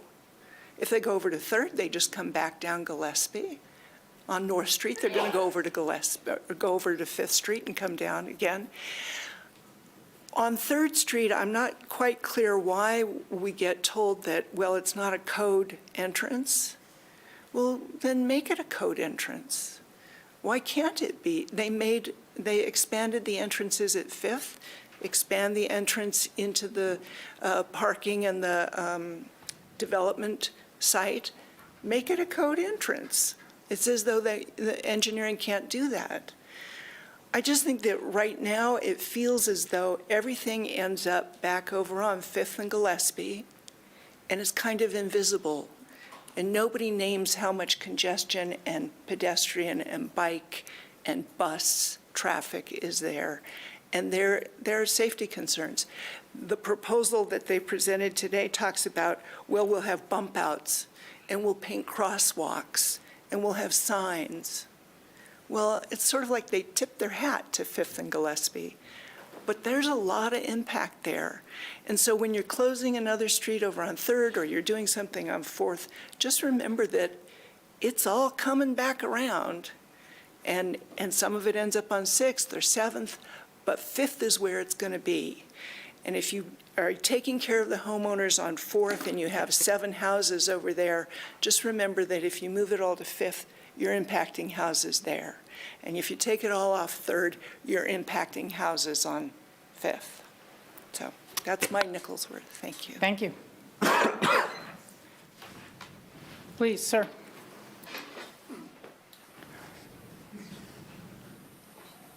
My name is Mike Collins, and I'm Karen's older brother.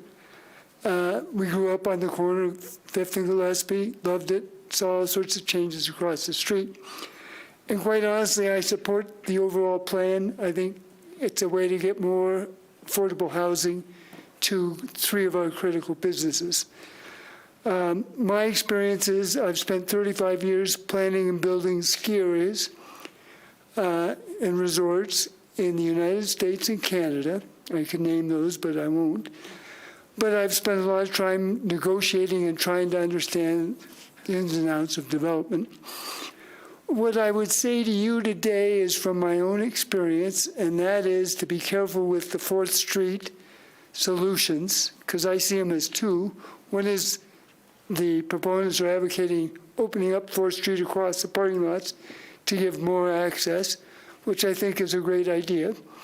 The second one is to close off a part of 4th Street because we may have a problem. And I will tell you my own experience is when you deal with this stuff, try and limit to changing one variable at a time. And what's being advocated today is change 2 variables at a time and see what happens. First variable, extend 4th into the parking. The second one, close it off for certain days. You're going to get to the end, and I can tell you, rest assured, you won't know what variable you selected or which one had any impact. It's a non-starter. So I'm being real blunt here, but my experience is this is a proposed solution that we don't know if we have a problem yet. So I would encourage you, open up 4th, see what it's doing, see what kind of traffic it's generating, and then consider, do you need to open up or close up 4th in the residential area? Thank you. Great. Thank you very much. I appreciate your time. Lisa?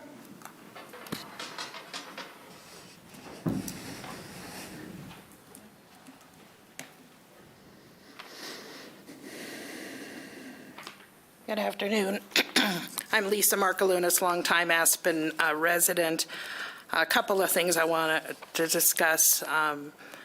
First off, the Aspen Center for Physics. I appreciate the removal of the units along North Street. I still think that there are way too many units north of Stranahan Hall. It's almost half the proposed units are back there in a basically short-term configuration for participant housing. So I think you should really consider that. And then in addition, the parking for the music festival is woefully insufficient in its existing situation with a larger parking lot. The entire West End is heavily impacted all summer long by parking. You know, everybody can put up with 8 weeks of parking plus Aspen Ideas, shuttle buses, all of what goes on out there. What we have in the West End is a huge traffic nightmare, mostly because of the West End Sneak, but also all of the events. The events go year-round. You know, there are events this last weekend. There are events through April. So I think we really need to solve the traffic problem and the parking problem. And 6th Street carries a lot of traffic to the highway.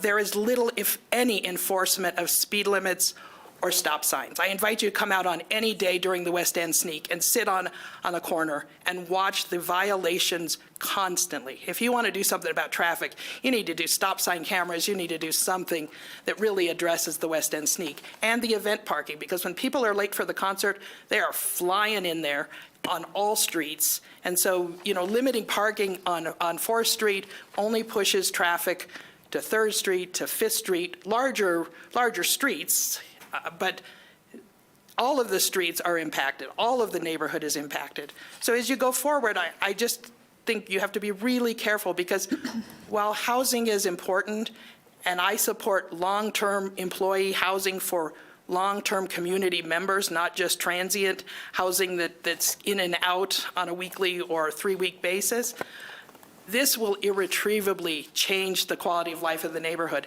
And it's a neighborhood that has been heavily, heavily impacted by the traffic issues that haven't been solved on Main Street.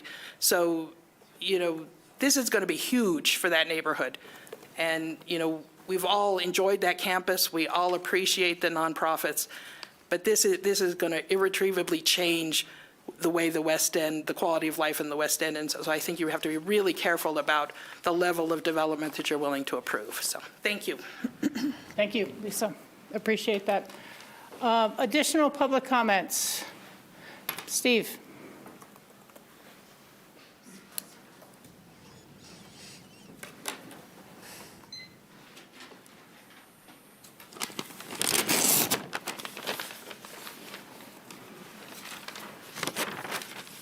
Steve Fallender. We live at the corner of 5th and Gillespie. We're going to get the traffic no matter what you do with the street configurations. I don't like what's being proposed by closing off 4th Street. I think all the streets should be open. I am confused with the deed restrictions that were put up on the board by Jessica today, whether they are now saying that there will only be people who are participants and students, people who are working on the campus, living in this housing. I'd like that clarified, totally clarified, because... We'll ask for that clarified after the comments. Okay, and the other thing is, last meeting, I believe, Mayor Richards said, well, the crosstown shuttle, it's great for as long as it lasts. Today, I've got a new knee, and I realized as I got ready to walk over here, taking the shuttle, that it doesn't run now. It won't run again until summertime. The presentation also talked about the buses that run in and out all summer long. If this project and the physics is going to create more year-round employees, who's going to pay for the public transportation that's necessary to serve these neighborhoods?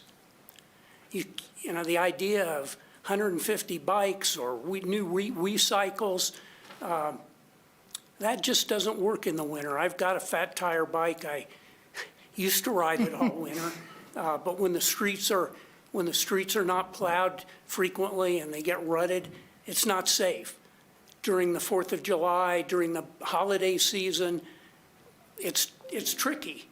And I think that somebody has to address the funding for the public transportation. It's great to say you're going to offset it with various things, but without public transportation, it's going to be a mess. Yeah, that's just a true budget constraint that the city will always be looking at. A long time ago, the Crosstown shuttle, the Galena Street shuttle, ran year-round, but now it's only in the winter for skier shuttle purposes. And it used to, catch a few more people when it ran year-round, but we always will be facing dollar issues. We have raised the parking rates. That might help. Well, this is a big new project with a whole bunch of new buildings. And I would think that this new project ought to be able to help fund the public transportation that's going to be necessary. There's going to be more public transportation to serve what will be new residents, whether they're short-term or long-term or whatever. Thank you. Thank you, Steve. Additional public comments in the very back, please come forward.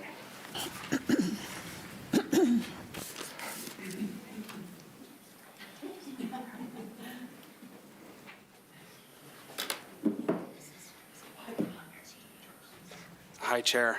Hi. So my name is Ryan Doherty, and I represent the 4th Street Pedestrian Preservation Coalition. I want to thank you all for your time. I know it's been arduous, and this has been a big effort.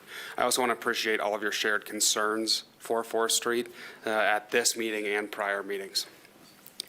As I've reviewed this land use application and all of the submissions over a course of a year now, it has become abundantly clear that Aspen Music will not budge on the 4th Street entrance unless it is forced to do so. In the face of decades of safe entry and exit from 3rd and 5th Streets, they are now insistent that without any legitimate reason that I've heard, to redirect traffic flows to and from their campus to a tiny residential road. We just heard about how they cannot use 3rd Street for vehicular access anymore because of an extra pedestrian crossing in the parking lot. I want you all to take a second and just think about parking lots that you've been to and experienced, whether it's somewhere here in town or down in Denver. You can think about City Market. You can go to Clark's. Think about Ball Arena or the Broncos Stadium. There are pedestrian crossings everywhere in parking lots.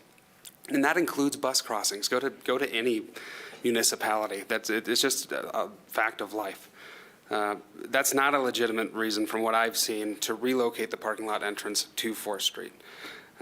At the last hearing, Councilman Guth asked for a complete redesign of a parking lot. Others asked for significant mitigation suggestions. In return, Aspen Music is proposing a half-baked temporary barriers experiment during events to dissuade traffic from using 4th Street. That is not a reconfiguration, it is not a solution, and it is hardly a mitigation. All it does is take Aspen Music's parking and traffic flow problems and shift them to owners on 4th Street. Aspen Music, simply because they want to reconfigure their parking lot, thinks it's okay to restrict access to public streets to property owners on 4th Street. This is not 4th Street's burden to carry, even if it had adequate infrastructure to do so, and it doesn't. I've written several letters and spoken several times about these pitfalls and code violations. Each one of them has been grounds to dismiss this application outright. The barrier idea is another. It readily violates Project Review Standards subsection I, which provides a proposed plan development shall not obstruct legal access to an adjacent property. That's right in the code that you're looking at now. These barriers are that direct violation regardless of whether they're temporary or permanent. Even if attended by an employee, this condition would be unenforceable. How would you feel if every time you were trying to access your house on a public road, you had to move a barrier, an event barrier, because your neighbor was having an event?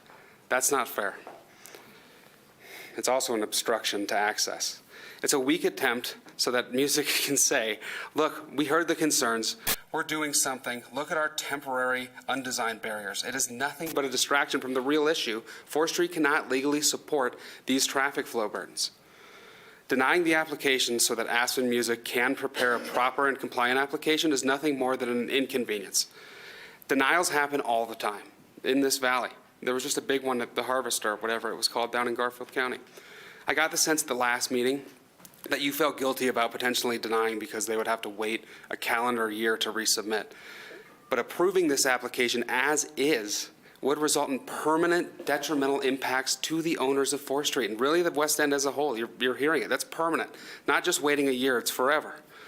We need to get this right. You need to get this right. And the application simply isn't there yet. At this stage of the review process, you have authority to require specific designs at the detailed review stage. You can do this. Use that authority. If you do not want to deny this application, please include some conditions. Thank you. Thank you. Thank you for your time. Sir?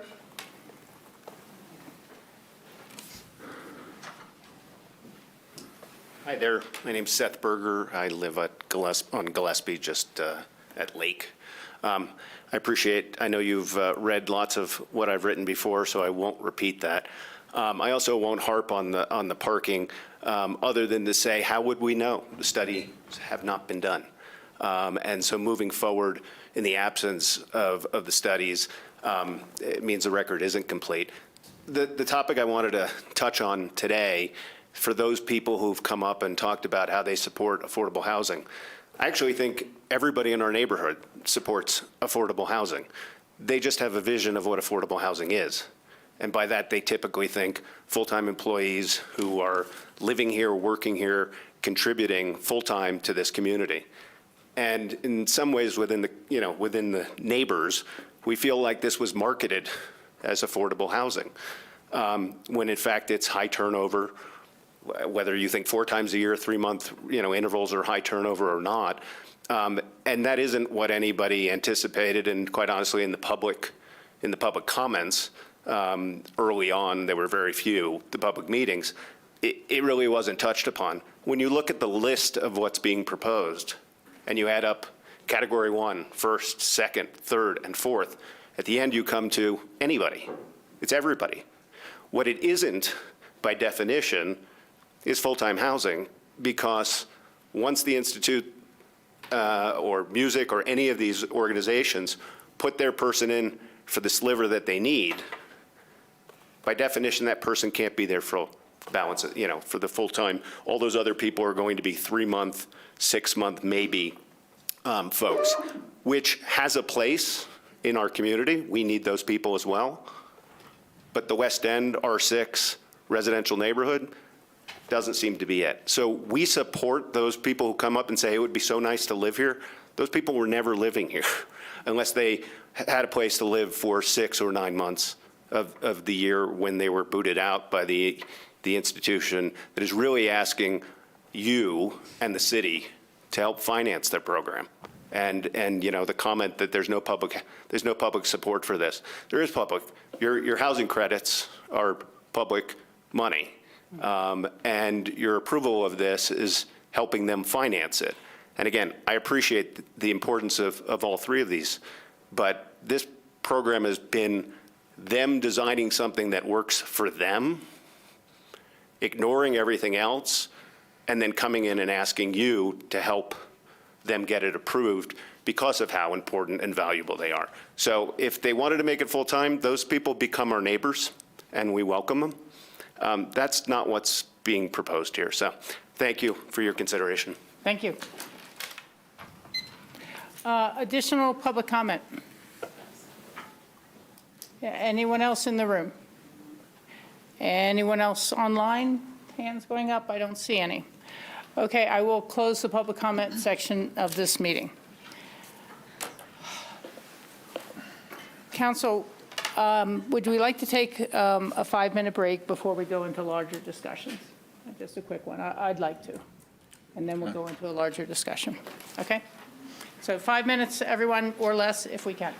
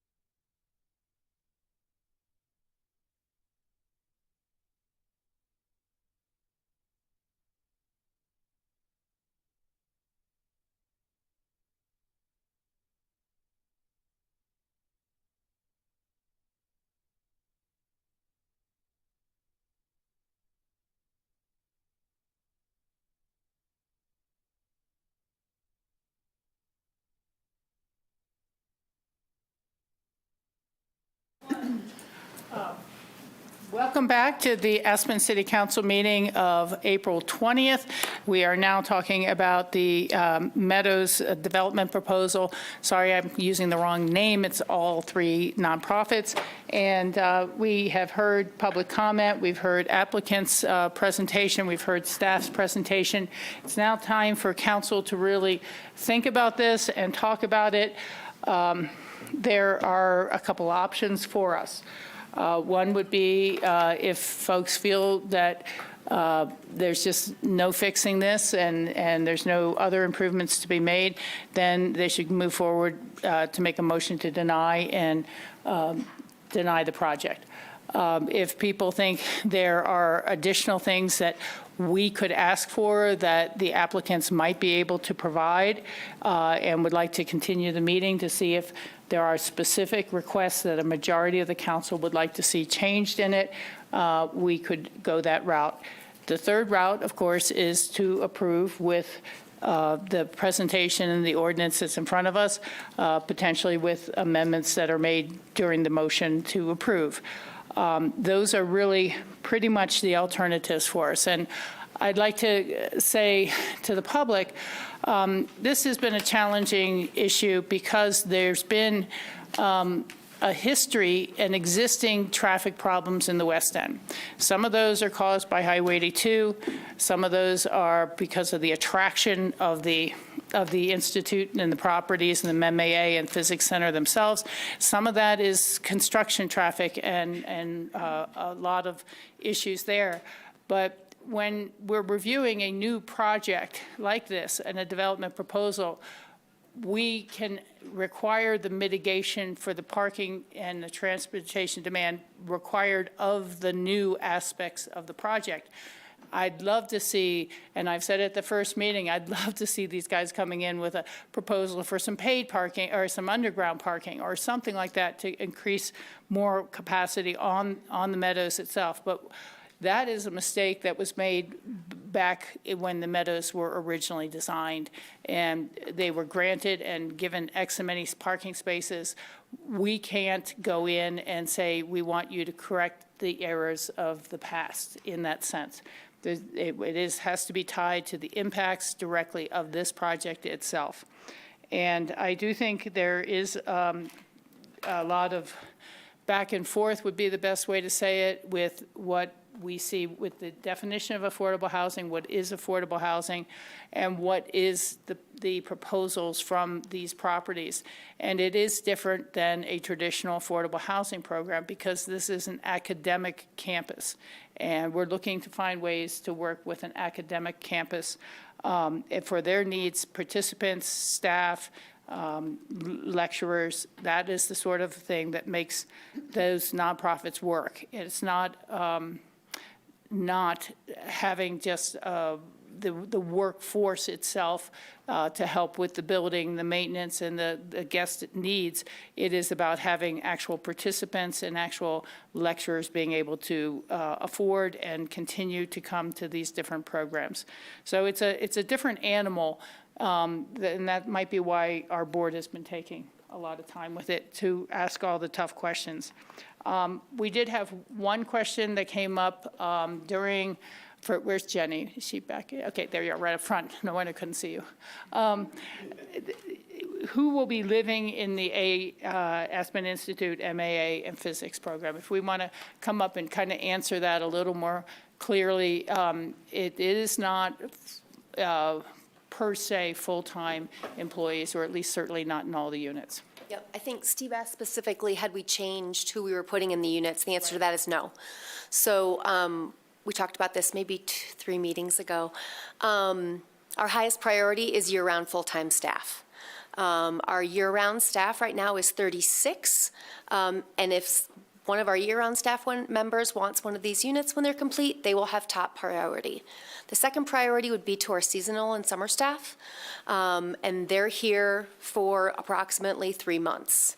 And so if we are not using it the other 9 months, then we would start moving down this list that we talked about before, which would be If we didn't have someone to put in it during a period of time, the first thing we would do is go to Physics or the Institute as our Meadows neighbors and see if they had use for the units, and we would rent it to them for a period of time. If they didn't need it, then we would move to Pickens County nonprofit employers. After that, it would be made available to other Pickens County employees. There is no assumption there would be 4 turns a year. My hope is that it would be a 12-month lease for a year-round staff member. If it's not, it would be a 3-month lease for a summer employee, and then a 9 or, might be 7, depending on who we're renting it to, lease to someone for the rest of the year. We have no one wants more turns in this kind of unit. So that's our expectation about who would be in the units. Thank you. Do you want to go over the other 2 units? I don't think it was specific just to MAA. Yeah, absolutely. And so for the Aspen Institute, we're looking at full-time, part-time, seasonal, as well as visa staff for anyone employed on the Aspen Institute parcel. If those folks are not able to use the units, it would be made available to the other partners. If the other partners are not able to use those units, it would be made available then to other nonprofits within Pickens County, and then it would go to other Pickens County employers and employees. So a very similar situation for Institute as music. For Aspen Center for Physics, it is academic program participants and their families. And then for ACP staff, then made available to the other partners, and then made available to other nonprofits within Pickens County. Okay. Thank you very much for coming back up and helping us out. All right, council members, anyone want to jump in and give it a start? So try a motion. I don't have comments about where you'd like to see it go. Is there reason to send it back? I mean, part of the question is what more would we like to ask from the applicant if we were going to be sending it for a continuation? I'll go first. Okay, thank you, Sam. First off, very much thankful for this process. When we came to the special meeting, I was really honing in on the traffic issues in the neighborhood. I really want to reiterate that a lot of the issues that the West End deals with are more or less exacerbated by this project, but are pre-existing conditions. This is not just like adding something that doesn't exist now, so it's how to not exacerbate and make worse. I want to go through again that project by institution, that I think the Aspen Institution has a great project going on. I think it's well parked, and I think it's in a good location, and I think they can work with the neighbor across the street specifically for that. I think the music school can work within P&Z guidelines to spruce up the place, but I do think that they have a good project over there in their corner and full-time employees. And I want to thank the Aspen Center for Physics for working with us to eliminate the units on North Street and get it to the units tucked behind. It's one of those weird things, especially with city ordinance and parking, where if you build it, they will come, where I'm sort of putting a lot of trust into the Center for Physics specifically to not park cars there. And I do think there's plenty of reasons to believe that they won't. And there's also repercussions if they do. So I really want to hone in now on the main issue that almost took us to this meeting, which was 4th Street. And I honestly was pretty moved by the gentleman in the front talking about don't do 2 things at once. So especially with the solution that was proposed of closing down 4th Street, I realized that a lot of the issues that are still withstanding are city issues and not so much applicant issues, which is why I'd like to support this application in the way it's proposed now, knowing that it's going to take time to gather funds and to build. And in the meantime, the city needs to work tooth and hand, which I believe we are, to really fix a lot of the issues in the West End that are caused by things not because of the Meadows. And that's something that I think needs to be of a greater focus. In the meantime, because of the Meadows issues, my thoughts are that blocking 4th Street, again, you wouldn't want to do 2 things at once. I do believe a bike pedestrian way is a potential solution. But ultimately, I think I want to move this application forward as proposed and come back to the things that we have within our power at the city to potentially, I say I'm not supportive now, block 4th Street, do a pedestrian bikeway, do other traffic mitigation methods, look into 7th Street, look into parking on Gillespie, because I do think this is a multifaceted process, but I don't see any good reason to reject this proposal. I think there's been a lot of compromise on both ends.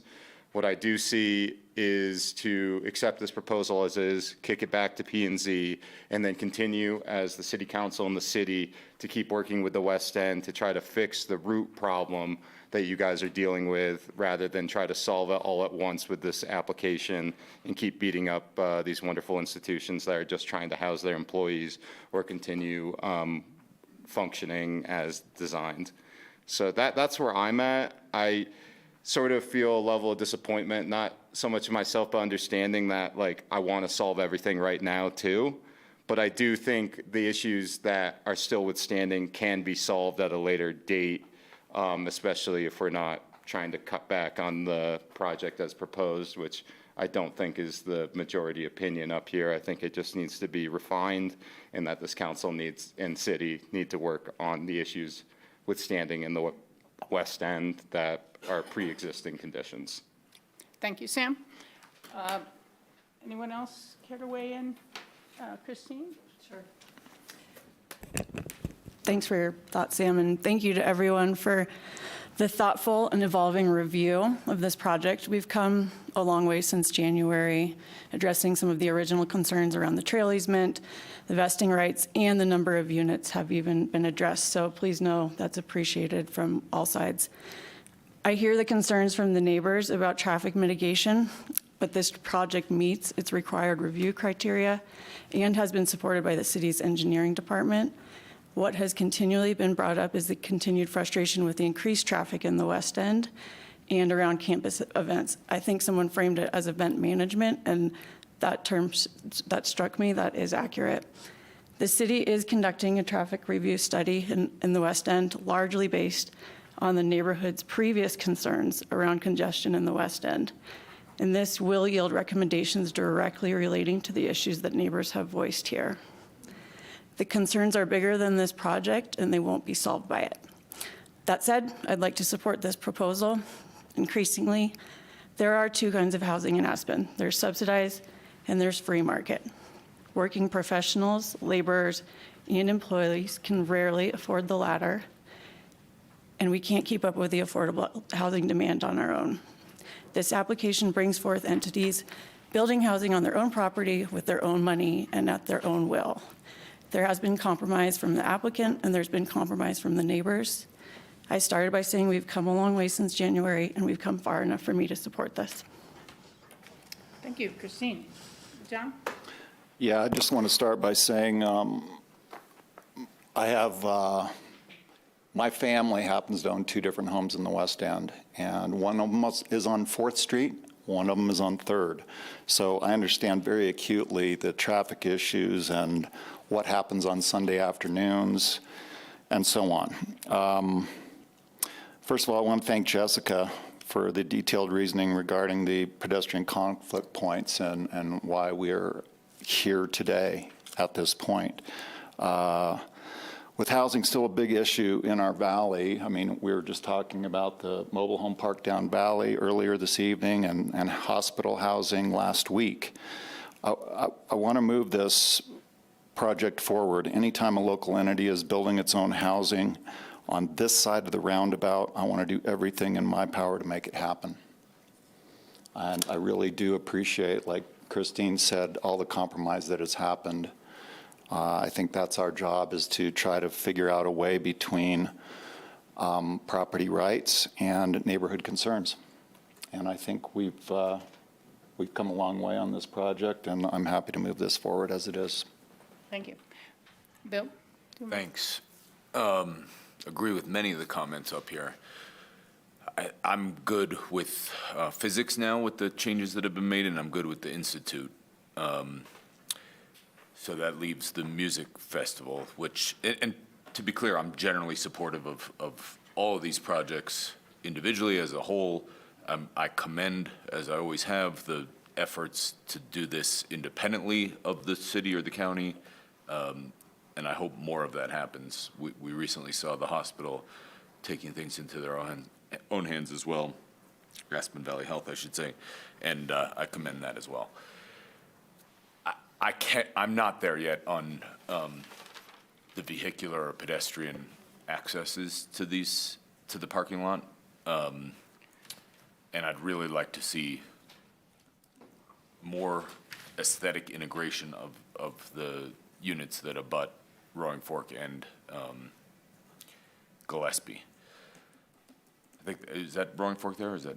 Yeah. I'm sorry, I get confused because they're sort of aligned. So I'm not there yet. Like I said from the beginning here, I would love for this project to be the catalyst for improvement of pedestrian and vehicular situations of individuals accessing these properties, and accepting the status quo, which I don't think is good, doesn't work for me here. So I'm not ready. I'd like to get to a point where I could support that, but tonight I'm not there. It sounds like the majority might be there. I would propose that we would continue this for a few months to put some thoughtful work into enhancing and improving the vehicular and pedestrian accesses. And this summer could be a good opportunity to do some of those experiments thoughtfully. The experiment that was proposed tonight makes very little sense to me. So that's where I'm at. Thank you. If Thank you anyone for wants that. to consider that. Thanks. This has been a fairly long set of meetings. I think everybody's really put a lot of their own time into the research from both the audience, the neighbors, the applicants, and this council. And it's awkward to say this, but we review a project, and we can ask for amendments, and we can make sure it's following the code and the criteria we have now, but we don't really design someone else's project. You know, that's slightly different. If it matches our codes, it goes through.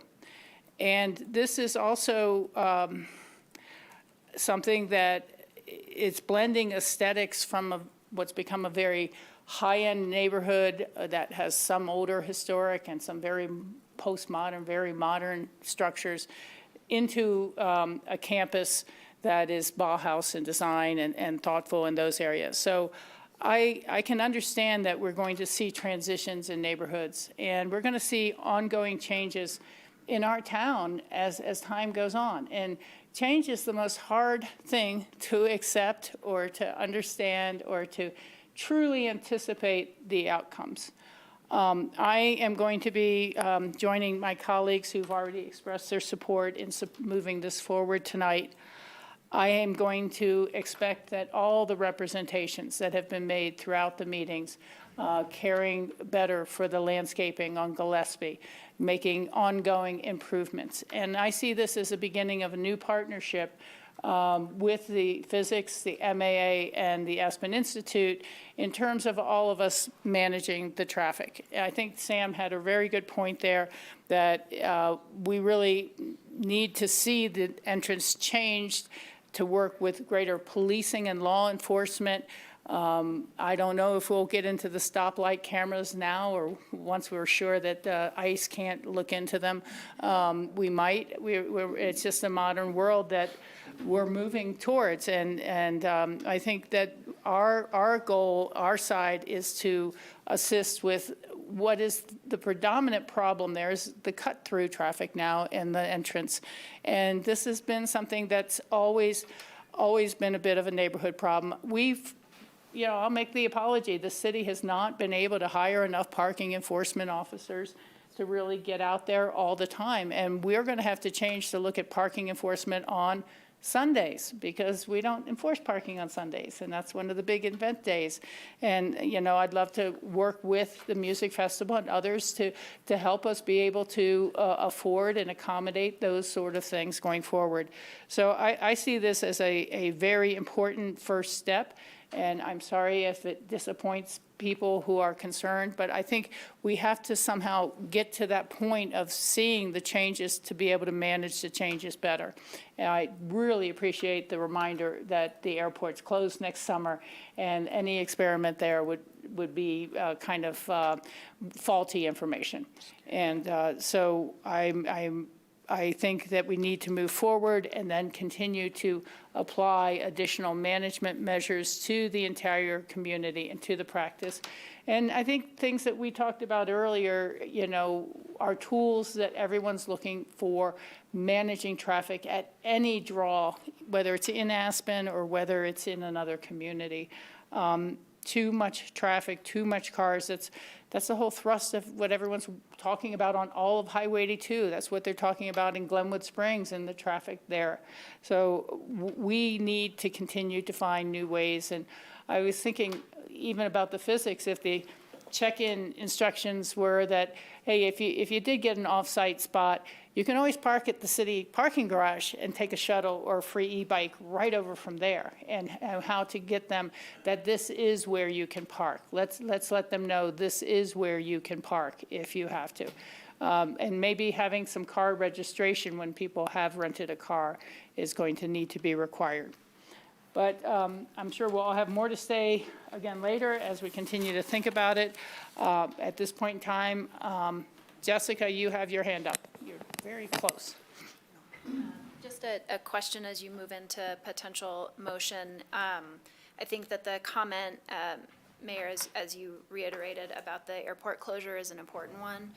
And so if council wants this barrier test to be included in the ordinance, we would suggest that we have everything completed in 2026. We do a baseline analysis for the first portion of the summer season, and then test the barriers the second portion of the season.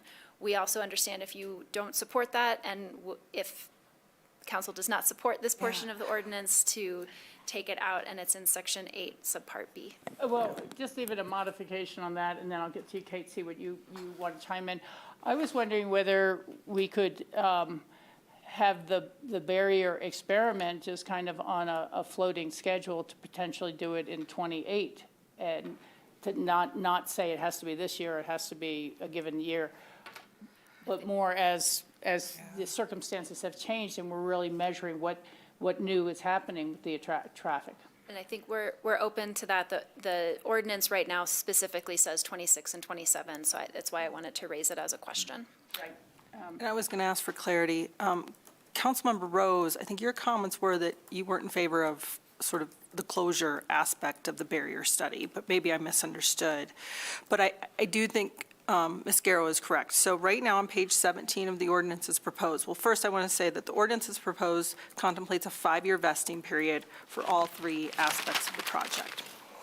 I think that was based upon earlier council members' comments at prior hearings on this. The second issue that I think needs some clarity is this idea of, do you want to require some study? Right now as written on page 17, again, Jessica Garrow pointed out the right section, section 8, and this is part 2 of the MAA project. Part A, sub B, again on page 17, the second paragraph starts with during the 2026 and 27 summer. First bullet point of that calls for a baseline study in 2026 of 4 times during the season this summer that they measure certain data. And then for 2027, that they these barriers along the street to also collect specific data throughout the concert summer series. So that would take place in 2027. You could, as they have suggested, have both of these be 2026 occur this summer if you wanted the study to proceed.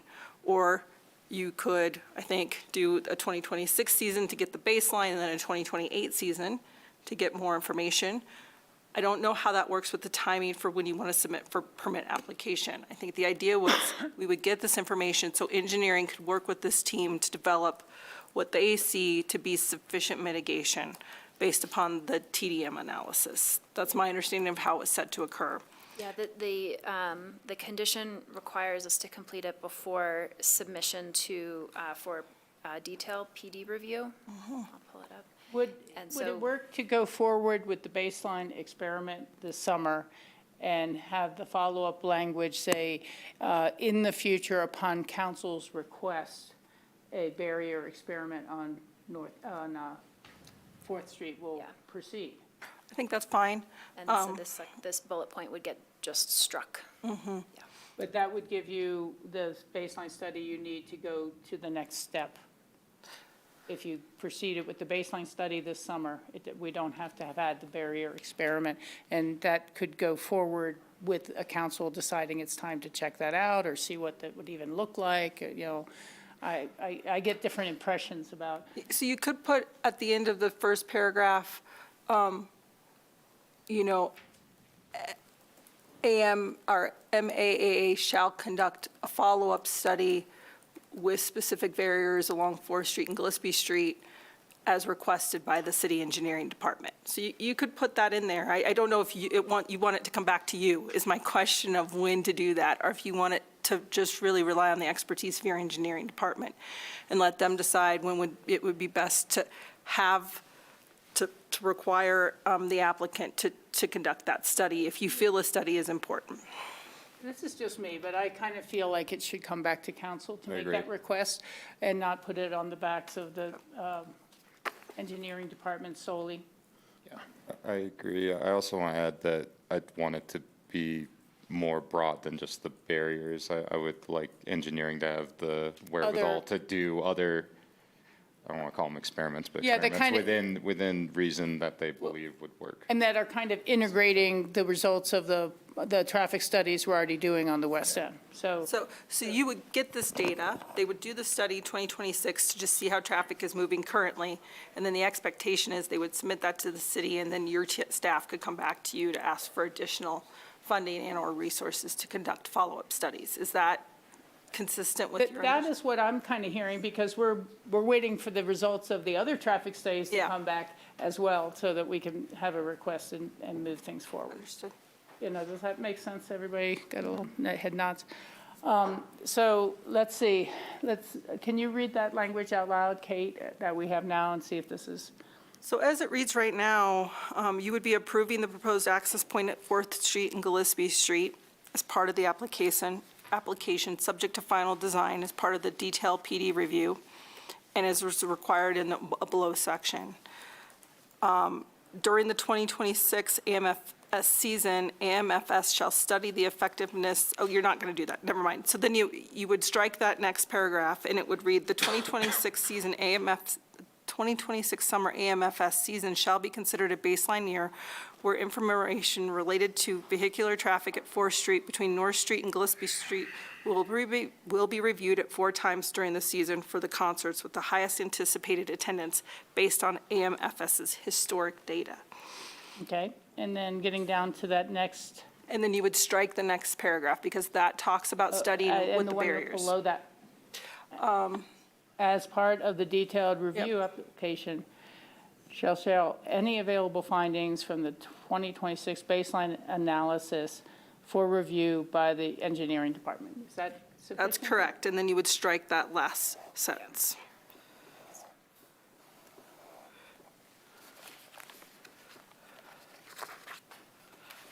Okay, are there any other changes or amendments that you saw? I just wanted to point out that the vesting, as stated in this ordinance, is 5 years for each aspect of the project. I don't think you brought up any other things that I feel need clarification. I will note that the form of deed restriction would have to be approved by my office before it's finalized. And Jessica, does that seem to be? Yeah. Okay, someone needs to make a motion. As amended. I move to approve ordinance number 5, series of 2026, as amended. I'll second. Okay, Further comment real fast? yeah, additional council comments, certainly. I just want to say again, a lot of these are the city's issues, and as long as I'm in this seat, I'm still looking to work with the West End to solve these from the root source, and not just keep exacerbating the issues that you guys experience.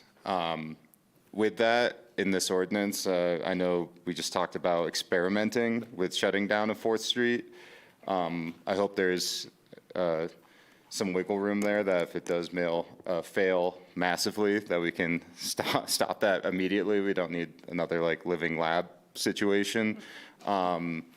And again, we are looking to work with the West End to make sure that it is a wonderful, livable neighborhood moving into the future. And a lot of these are just city issues that we are studying, but we're not just going to study forever. We're going to try to implement the results at some point in time. That is certainly my goal, and I'm sure the goal of this council. So, Thank you. John, you have closing Yeah, I comments? wanted to add on to that. I think everybody up here does not want to exacerbate the traffic situation that's already going on in the West End. My hope is that because this housing is being built, that some of that traffic will be mitigated by people living closer to where they work. So I like to think that maybe it'll Be a little bit of a the wash. traffic will cancel each other out. Fingers crossed. Did you have any final comment? You know, I appreciate all that everybody on this table has added to the conversation and to my thinking, as well as the audience. In so many ways, the West End is unique to itself in our community and maybe on the West Slope, but a huge chunk of that uniqueness comes from the nonprofits nearby.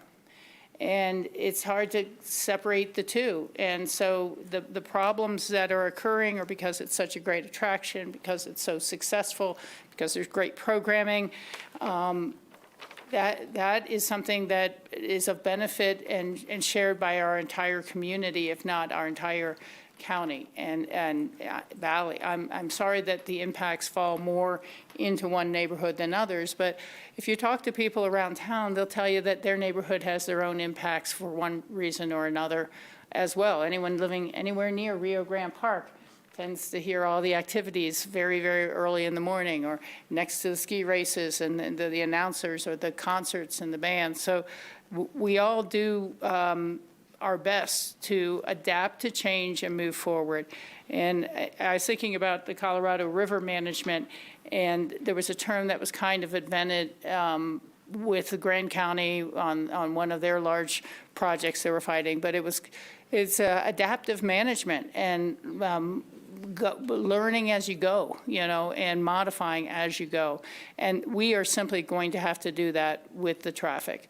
And, you know, I hope that the MAA and the Institute take it very seriously, that in the future, if paid parking in your lot reduce traffic, that's great. I don't go to any sporting events where I don't have to pay for my parking or something. But if it drove more traffic into the neighborhoods trying to get away from it, then that would not be a good idea. So that's kind of the type of adaptive management, I think, you know, reduce ticket prices for not parking, or just offering just all the incentives you can think of to go forward. All right, we have a motion and a second. Nicole, will you call the roll, please? Counselor Benedetti? Yes. Counselor Doyle? Yes. Counselor Guth? No. Counselor Rose? yes. Mayor Richards? Yes. Thank you all very much. Again, hoping for the best as all this works out. I understand we have issues still to resolve. Thank you so much. Thank you. Is there any final comment from council? Okay, no worries. Is there a motion to adjourn? So moved. Seconded. All right, Nicole, will you call the roll on that one? Counselor Benedetti? Yes. Counselor Doyle? Yes. Counselor Guth? Yes. Counselor Rose? Yes. Mayor Richards? Yes.